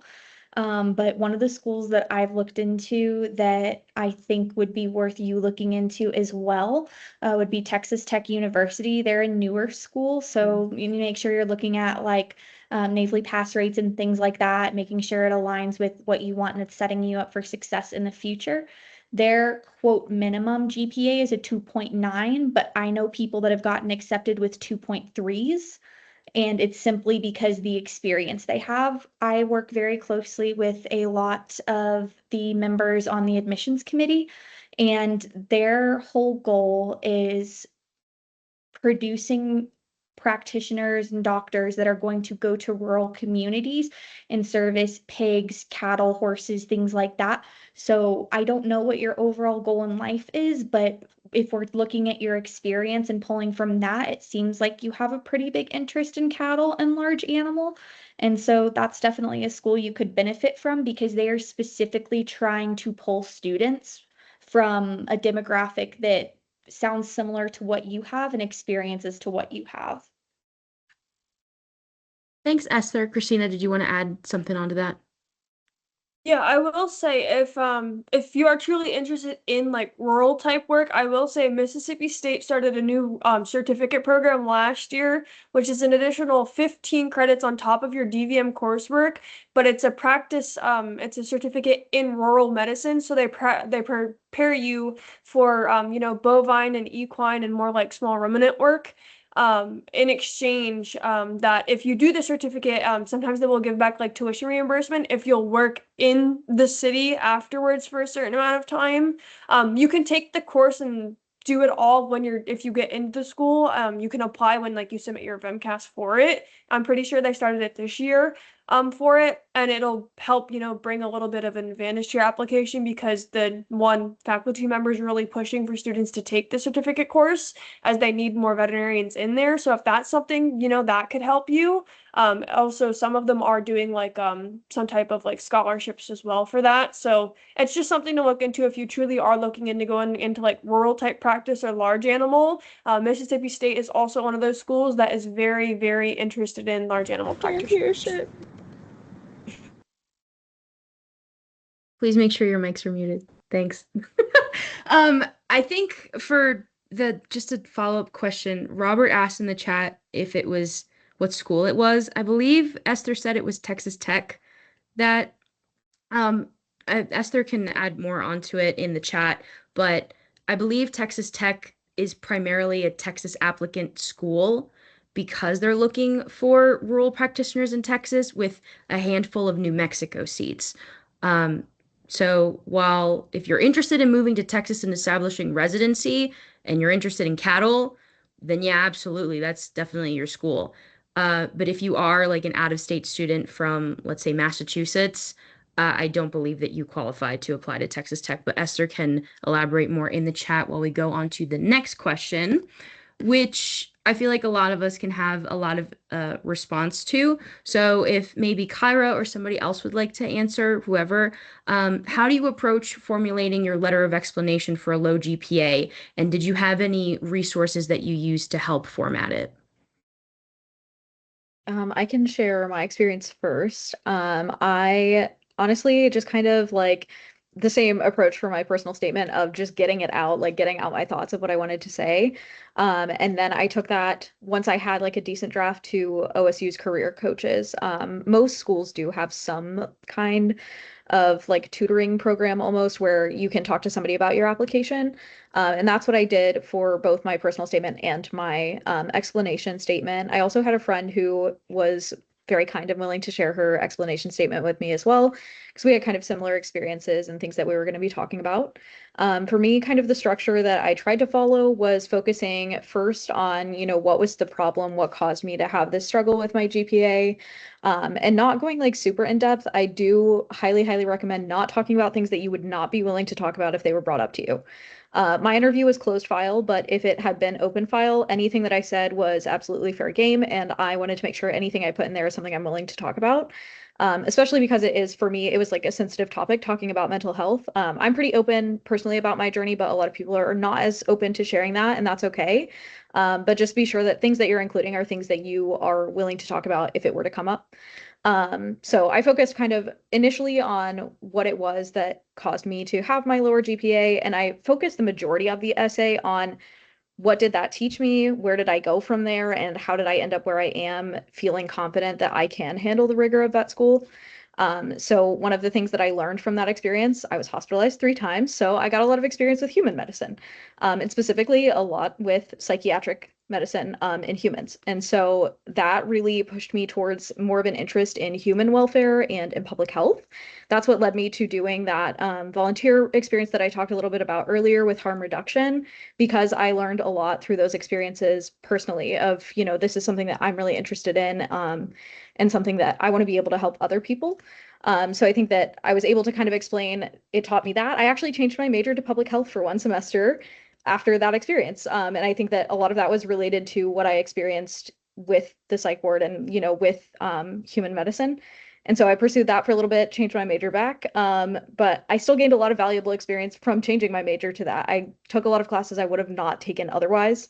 And I was able to graduate with a minor in epidemiology. So it still added to my degree, in my opinion. Like, it's something that I was passionate about and really happy to have. And then I just kind of finished that with, like, what did I actually do to not have this happen again, to get to a point that I feel confident that I can handle that school?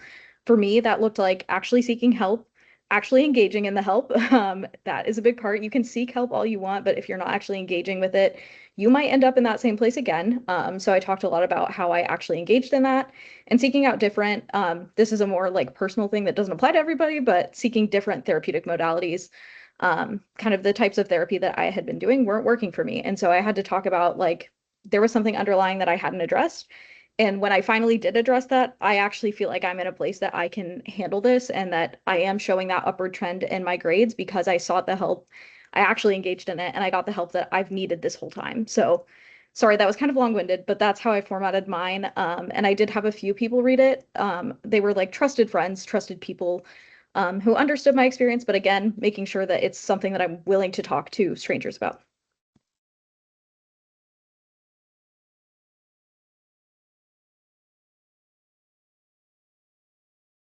Okay. The next question, I feel like a lot of us can also have a lot of input with this as well, is if you ever had a time in your vet journey where you were on the verge of giving up or considering another career, what made you stay with veterinary medicine? Medicine. If you ever thought you weren't smart enough or disliked studying, what made you push through? I guess So I'll start. I will. Oh yeah, Christina, You go. can, if you want to go, it doesn't matter. Go ahead, Christina. I guess I would say, once I went on academic probation and I was basically at the ultimatum of failing out of my program, my advisors basically told me at that point that I'd never make it into vet school, because I'd failed too many classes. I basically took it in and I was still working at my general practice and I thought I was only 20 credits away from graduating with my degree.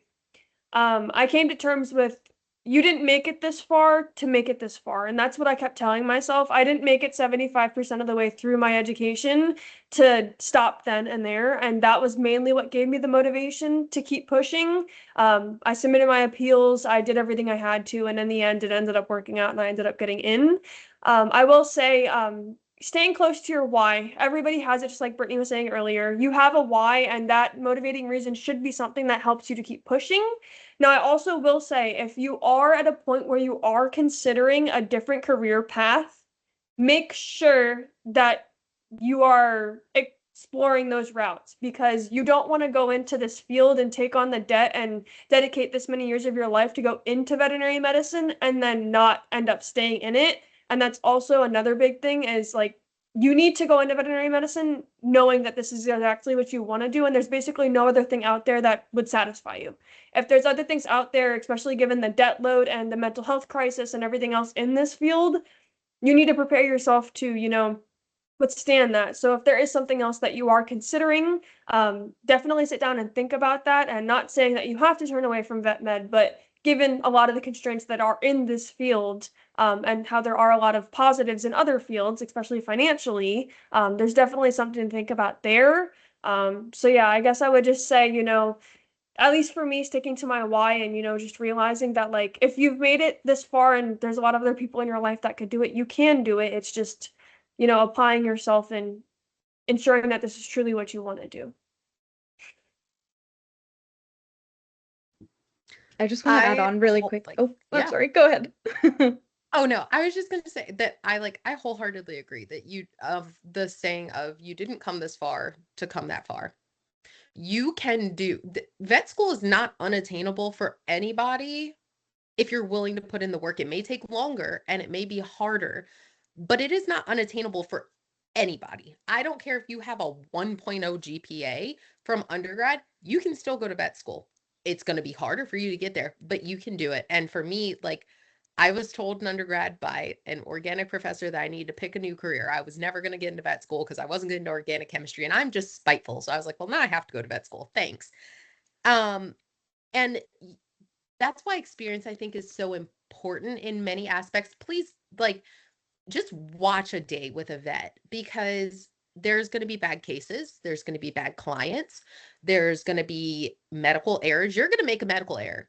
Okay? It's going to happen and you're going to have an adverse patient outcome. Every one of us is going to have it happen. And you need to be able to address that, process it, which is where like Kyra's saying find your network, find your support because when it happens, you need to be prepared for it. Um, and you need to be okay with understanding that it's coming, but have the resiliency to overcome it without losing your empathy. It's a very hard balance. And I've definitely had my personal experience of being ready to quit vet med. It took many years, but I had one particularly really bad case come into the ER and it really broke a piece inside of me. It hurt something very deep. I remember many of my patients and terrible, but this case really like got me. And I remembered I got in my car and I was just so angry and sad and upset and I was like maybe I don't want to do this. Like this one case, maybe I don't want to see this ever again. I never want this to happen again. And I talked to my husband and I was like, what do I do? What if I don't want to do this anymore? And he was like, why? And we keep coming back to why. Why? And we talked it out and I realized that no, I love being able to provide care for pets and owners. I love educating and I love being the voice for those cases. It hurt me, but I had the resources to be able to process it, accept it, and move forward from it and find again my why for why I'm in this field because cases like that are the why. They are the things that I am able to make a direct impact on, even if they hurt me in those moments. So I think, you really have to have a bit of resiliency. You have to have your support network, whether that's a person, whether that's a therapist, whether that's a psychiatrist, whether that's your mom. It doesn't matter. You need to have a support system and you need to be prepared that the bad things are going to come. And when they do come, is your why strong enough to push you through that?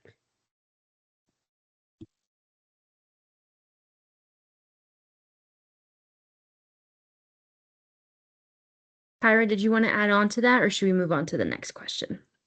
I agree with all of that. I was just going to add from what Christina was saying about exploring other pathways if you are kind of on the verge of giving up and you're thinking of other things. For me, it was really helpful for me to kind of like take a step back and reconnect with other hobbies. When I was having one of those times that I had been in the hospital and I was like, I don't know if I can even do school anymore. I was genuinely considering dropping out of school because I didn't know that I could handle it anymore. And I was thinking about becoming a tattoo artist to be so real. I love art. That's another one of my passions. I have tattoos. I love tattoos. I have family members that are like fully tattooed. And so I was like, I'm gonna explore that. So I took an art class and I tried to like spend all of my free time in art, took a little bit of a break from vet med, like what can I do outside of vet med?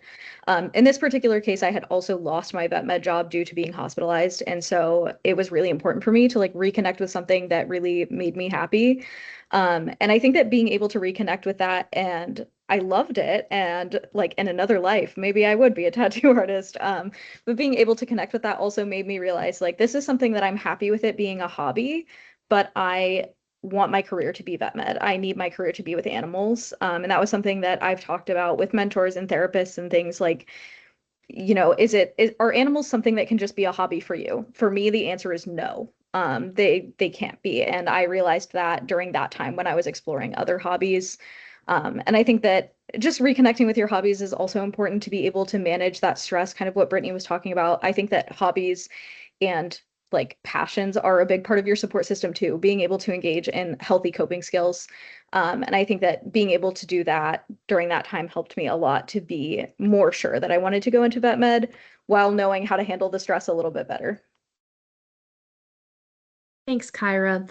We're going to wrap it up with two more questions that aren't specific to people's situations. So I apologize if we're not going to get to your question or if anything that we answered wasn't pertaining to your question. At the end of the session, I'll have everybody, if they're comfortable, share their Instagram handles or their emails. And if you have any specific questions for either of us or any of us, feel free to send them our way.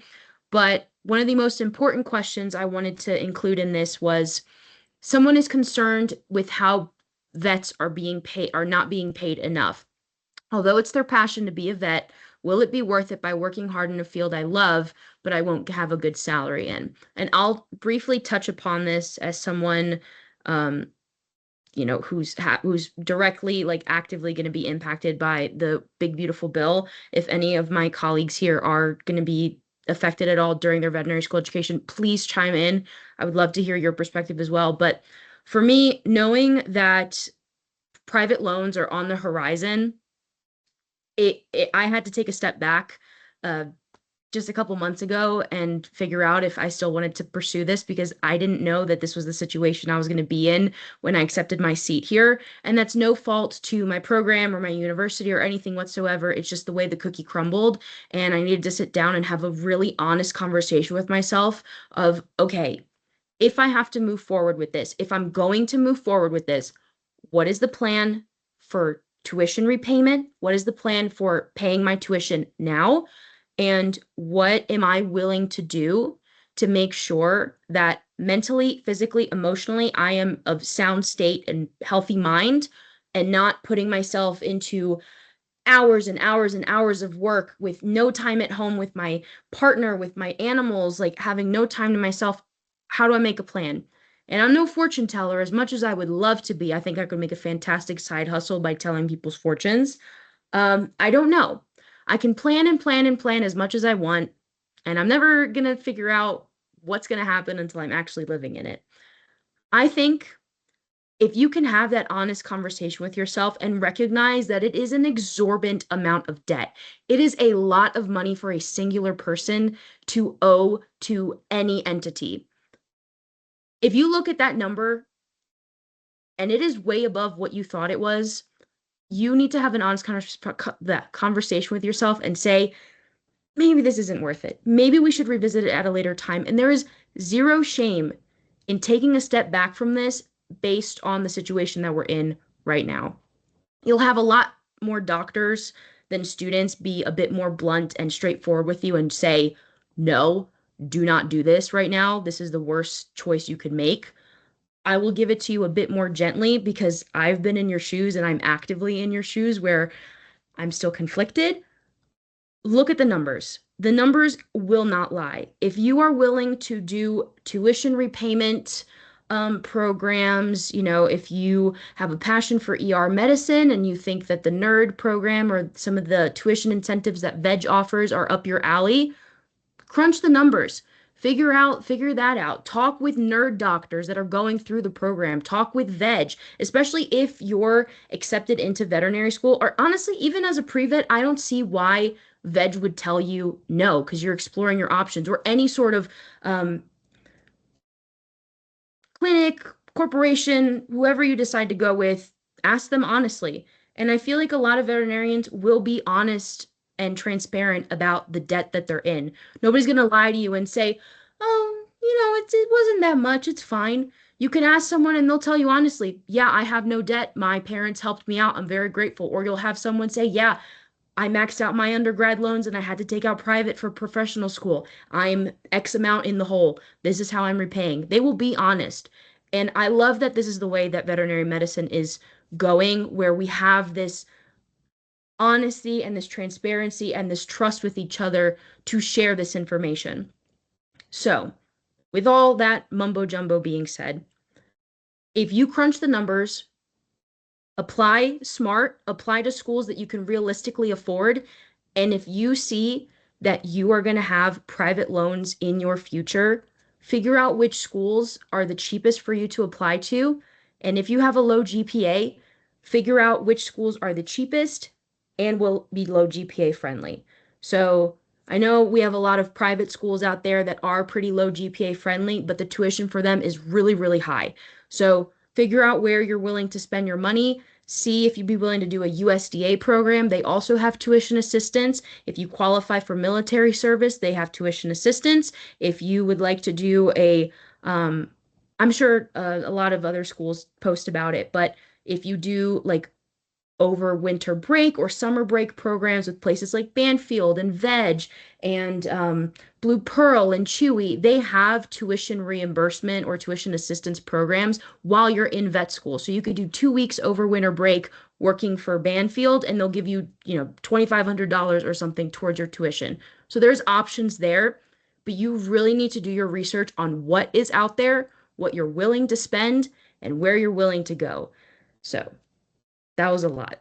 Sorry, I'm very passionate about this because I'm very financially stressed. But anyone else, Christina, you're next. Go for it.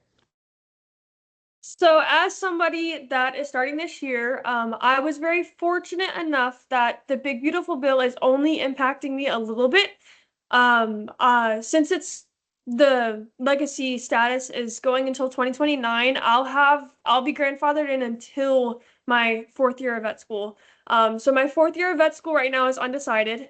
I'll be honest with people, I plan to max out my loans my first 3 years and hope that I have enough federal loans to cover it. And if I do have to take out private loans, it's only going to be a small amount. Now, me being from my background and knowing how hard I worked here, I'm not advising people not to go to vet school. But I personally, if I was not grandfathered in and I got into like my in-state UF per se, it would have been an iffy situation there. But if I had gotten in, like, let's say, like my first cycle, like SGU, if I had gotten into them this cycle, I wouldn't be going to vet school just because I personally can't fathom going $400,000 in debt with $200,000 to $100,000 being in private loans.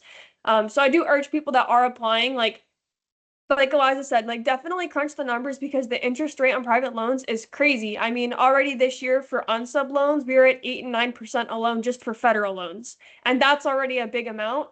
And, private loan companies, I mean, there is like Juno. I know a lot of people, if anybody knows like Grace Goes Vet, she's advocating for them right now to get federal loans and she's supporting them so that you guys can look into them. And they're trying to get like locked in low interest rates because they partner with a whole bunch of students at different schools to try and get a large amount of people interested in one subset loan and then basically try and knock down people because they're having hundreds of people, pull out loans. So there's definitely newer things coming out for students for private loans. But I will say, like, definitely if you're not getting financial help, I mean, me personally, $100,000 in private loans it's not worth it. And I'm not saying that to burst anyone's bubble, but even all my mentors right now, at Veg, they're ER doctors and they're in $350,000 because half of them went to Ross and they're even saying like right now, like I would not go to vet school. And it's not disraying people because I know how hard you've worked to get here, but you do really have to think about it because you don't want to live paycheck to paycheck when you're a doctor. Like you really don't. And not saying people don't already do that, especially if like you're going into an underserved field like equine or something else. Like if you do end up going to vet school and you get in and you are affected by the BBB and you are taking out private loans, you might not be able to go the route you want to pay off your debt as well. So you might have to change your options that way too. So it's just like Eliza said, like it's a very big thing that is now a awful reality that a lot of people didn't have to think about starting undergrad, just like me, and now you have to. So again, just really, like she said, crunch the numbers because it might not seem serious now, but when you are going to pay back those loans, you're gonna dig a hole that you can't get yourself out of. Go for it, Brittany. I just want to kind of piggyback off of that. And in the sense of nobody wants to be a Debbie Downer, right? But from my personal experience, I have a toddler. I cannot, in good conscience, take out six figures, 100, 200, $300,000 worth of private loan debt that I will be expected to somehow pay back while I'm in school, um, and still think about maintaining some semblance of work-life balance to make those payments post-grad. It wouldn't work for me. I'm very lucky that I'm grandfathered in. If I hadn't gotten in when I did, my next step, because I don't want people to think that this means the OB3 means that you're never going to vet school because it's all private loans. That's not what it means. It just means maybe you have to pivot. Take this time. If you are in a position where you have family or a situation where you have help, that's amazing and wonderful. And you should take advantage of that. If you are willing to join the military, consider that. If you're not, do not join the military just for vet school. Please, please don't. I come from a military family. Do not do that if you're not willing to. Don't do it just for vet school, okay? USDA, VIN has a scholarship. There are options out there, right? Your other option is just take time. Legislation and our government is always evolving, always changing. So maybe you take a year and see where you're at in a year. Maybe you take 5 years. It's okay. Vet school's not going anywhere. The career's not going anywhere. And you can still work and gain experience and become a better person, a better well-rounded applicant during that time. So maybe it means not right now, but it doesn't mean not ever. I know for a lot of people, that's how it feels right now. Like OB3 means I'm never going to vet school. I can't afford it. It does not. It just means that maybe you have to pivot your idea of your timeline and what that looks like. One of my classmates is 62. Okay. It's never too late to go to vet school because ultimately it's going to be 4 years of your life that are going to pass regardless. So do not ignore it, but do not stress about it because there are options out there. There's scholarship opportunities. If you are able to take private loans and you're comfortable doing that, by all means, do so. But if you're not comfortable with those options and you say, I'm not willing to go into the military, I don't have scholarship options, and I don't have family to pay for vet school because I for sure didn't, then you take a few years and then you reevaluate and see where we're at. Or you take a few years and you save money, or you take a few years and you go work somewhere that maybe they're like, hey, if you agree to come work for us for a few years post-grad, we'll help pay your tuition. There's options out there. So that's kind of my like, yes, it's a little bit raining on the parade. This situation kind of sucks, but it's not the end of the world, despite how catastrophic it does feel. As someone that's very panicky about money, I'm very stressed about money. I'm a spaz about money. It's not the end of the world. It just means that maybe we have to shift our mindset a little bit. Thank you, guys. Final quick. Oh, Monica, did you want to go? Go for it.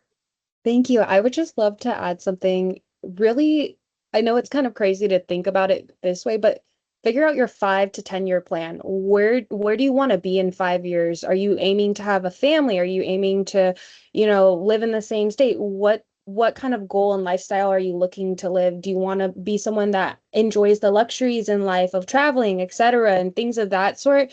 And just weighing out the pros and cons, because vet school, it definitely is a huge investment. Yes, it is very fulfilling to get here and get the DVM and become the doctor you've dreamt of becoming, but also there is, that investment of your time, your money, and a certain level of risk behind it too, because not everyone's going to be able to get into an affordable school that's in state. Some have to invest, some have to travel, and some leave their comfort of having a support system at home and things of that sort. So again, it's really important to reflect and figure out 5, 10 years from now, what do I want? What am I willing to sacrifice? How far am I willing to go? But even at that, a lot of things can change in the next 5, 10 years. So take that with a grain of salt, but consider all options as you can. I really appreciate you adding that, Mo. Thank you. Thank you. Thank you. Final quick tidbit on that before we move on to the final question, which I think is one of the most important questions. Use the VIN debt calculator. It is incredibly accurate. The people behind VIN, first of all, they're superheroes. I adore them.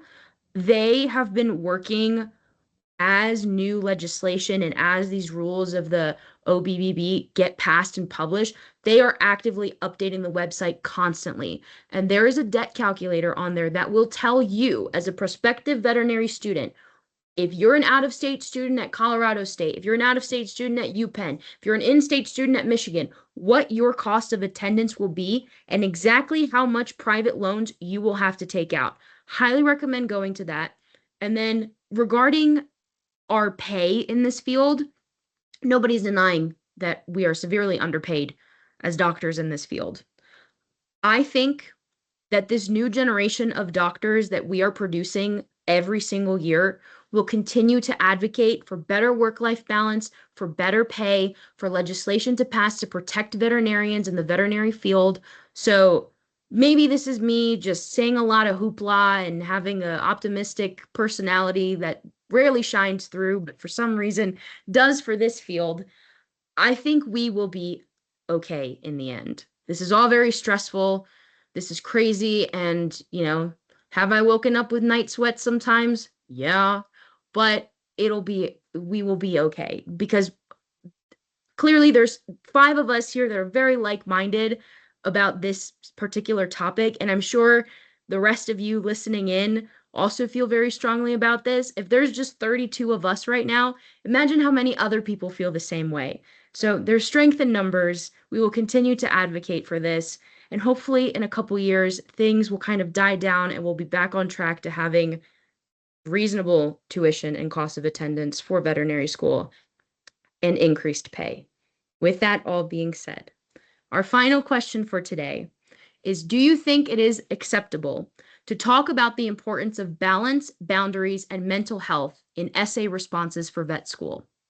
I feel like compassion fatigue is idolized at my school and work, which makes it feel almost shameful to take a step back. How does that look to admissions?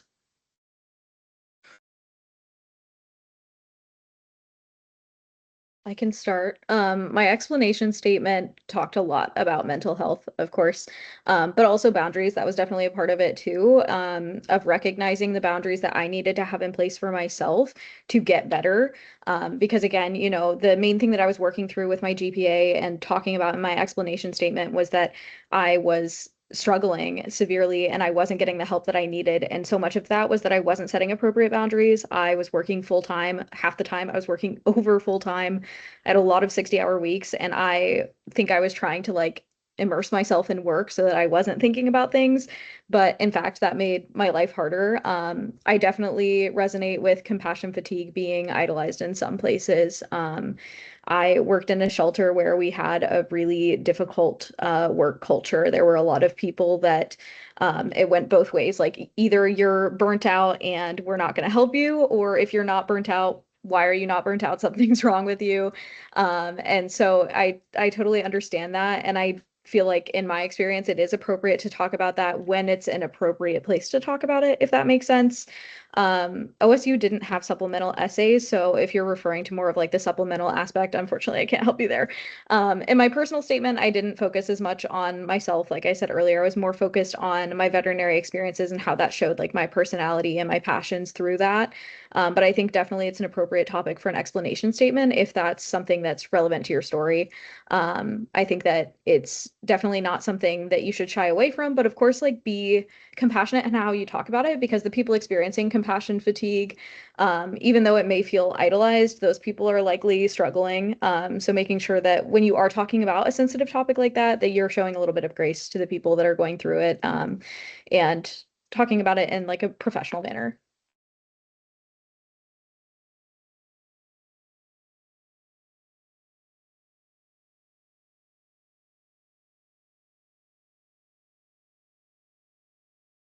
Would anybody else like to chime in on that question? I mean, I guess on a side note of that is Kyra mentioned just to approach things from a professional standpoint.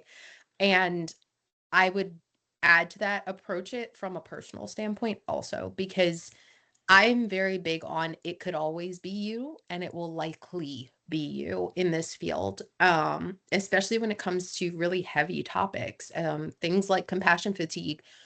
If you haven't experienced it, you will most likely. I don't know anybody in this field that's done it long enough that they didn't experience some level of compassion fatigue and they had to step back and reevaluate. I personally had to do it.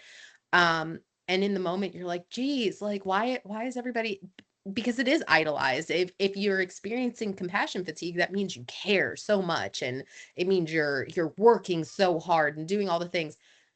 No, it doesn't. It just means that you are being burnt out at your core, that the thing that drives us is no longer there. It should never be easy for a euthanasia to walk in the door. It shouldn't send you into a spiral, right? But it should never be easy. You shouldn't be like, oh, just another euthanasia today. That means something is shifting in your mindset that you need to address. So I feel like those are topics that they should be addressed and they should be talked about and they should be normalized. So approaching them from a professional standpoint, but also a, when this happens to me, how would I like someone to speak to me about it? Because again, I think it's less of a if and more of a when will these things happen to you? When will I experience this mental health shift? It may not be dramatic, but this is hard. This career is hard. Vet school is hard. It's stressful. It's emotionally challenging. So I think just kind of approaching everything from a little bit of, again, like Kyra said, give grace to people, because it can always and likely will be you at some point. I would love to chime in just a bit off of Kyra and Brittany. I think it's important to acknowledge that these are, the hard truths of this field, but also, again, it's not definitive. It doesn't define this profession. We have to advocate for one another and find a way of making it a safe space to have these conversations so that we can move this profession to a place of change. A lot of this stuff has oftentimes been stigmatized. I've been in pretty toxic clinics where people look at each other really weirdly just because they had a really, you know, upsetting case where it's a lot on the heart, it's a lot on the soul, and it's a lot on the mind. And imagine having to go through the rest of the work shift acting like everything's okay and not getting that off of your chest. And then you go home and you still have that weight on your shoulders. It's it's a lot of the reason why a lot of people leave this profession. I watch so many technicians because, again, we don't get paid a lot. We do it because we love what we do. We do it because it brings us joy, and there's a lot of good behind it, but also there's a lot of bad. And I think being, transparent about what limitations and what boundaries you have for yourself and what you want to be respected on is really important. And just knowing that, again, you don't have to feel these things alone. Other people experience them as well. And just finding that true safe space that it's okay to talk about it. And if you feel like your clinic or the establishment you're at, you can't have those conversations, go to forums, go to other veterinary professionals online, find that sense of community and knowing that you're not alone. And also with the application specifically, I think it's nice to bring these ideas and these issues to light, but also, again, don't let it be the defining factor. Talk about ways in which it's allowed you to become empowered or uplifted, and use it in a more strongful manner versus something that can be more debilitating, things of that sort. Thanks, Monica. We went a little bit over time, but that concludes our session for today. Big round of applause for our panelists for taking time out of their schedule for hanging out with us.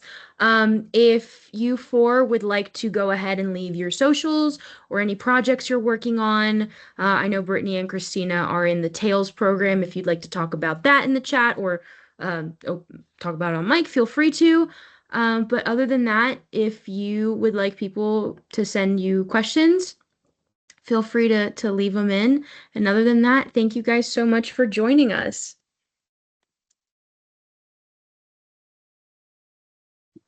Yeah, if anybody's interested and wants more information on the Tails program, please feel free to reach out to Christina or I. This is my first round being in this program as a mentor, and it's so fun. We're having a great time. I love my mentees. I'm very passionate about mentorship and giving back, and we have an amazing group of mentors. Oh my gosh, I love them all so much. So if anybody has any questions about Tails or what it is, please feel free to reach out to us. And then Christina, Kyra, Brittany, and Mo, do you mind just hanging out once everybody fizzles out. So, if anyone has any last minute burning questions that won't take too long to answer, you can hang tight, but I don't know if we'll get any.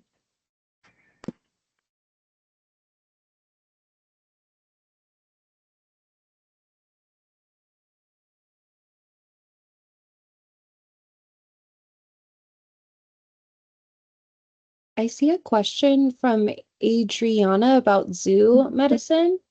Mhm. Personally, I volunteered at my local zoo, the Sacramento Zoo. They had one of the branches as an option to volunteer in the actual hospital, but more so with like kind of restocking, doing kind of the gritty nitty tasks, less so learning more of the medicine and technical skills. So when I did volunteer for the zoo, I opted for more of a hands-on animal handling position. But I think it's nice because then when those animals ended up having any sort of veterinary care, we would be the ones that helped bring them over to the hospital. Um, so it's a good way to kind of get your foot in the door. I know that there's a lot of programs online that do wildlife, zoo medicine that are even like study abroad sort of things. So try dipping your toes in those things, reach out to different organizations, whatever's close to you, and explore those options. I also had a chance to chat with the head veterinarian at the NC or North Carolina Zoo, and he said that reaching out and just saying like, "Hey, I'm interested in this. Is there anything that you can, provide with me for me?" They're usually very happy to help. It is a very uh research heavy profession. Obviously they're doing patient care and things like that, but it's a very different work-life balance. But when I chatted with him, because I was like, hey, I like zoo medicine too. I like everything. He said that they're always looking for people that are interested. So if you take that first step to reach out and just say, hey, can I come hang out? Can you talk to me more? Can you tell me what project you're working on right now? They're very happy to discuss that with you. The same will go for Zoo Tampa in Tampa, Florida. They have a lot of internships and externships, but they're always willing to talk to you about it. My university is right next to the school in the same like vicinity, really. And a lot of our pre-vet students go over there and they'll have informational sessions about it. And they do present every once in a while at our pre-vet club. So there's another zoo opportunity. I don't know if it's close or anything, but you can also talk to them there and they'd be willing to share some info because they love seeing people that are interested in going into zoo med.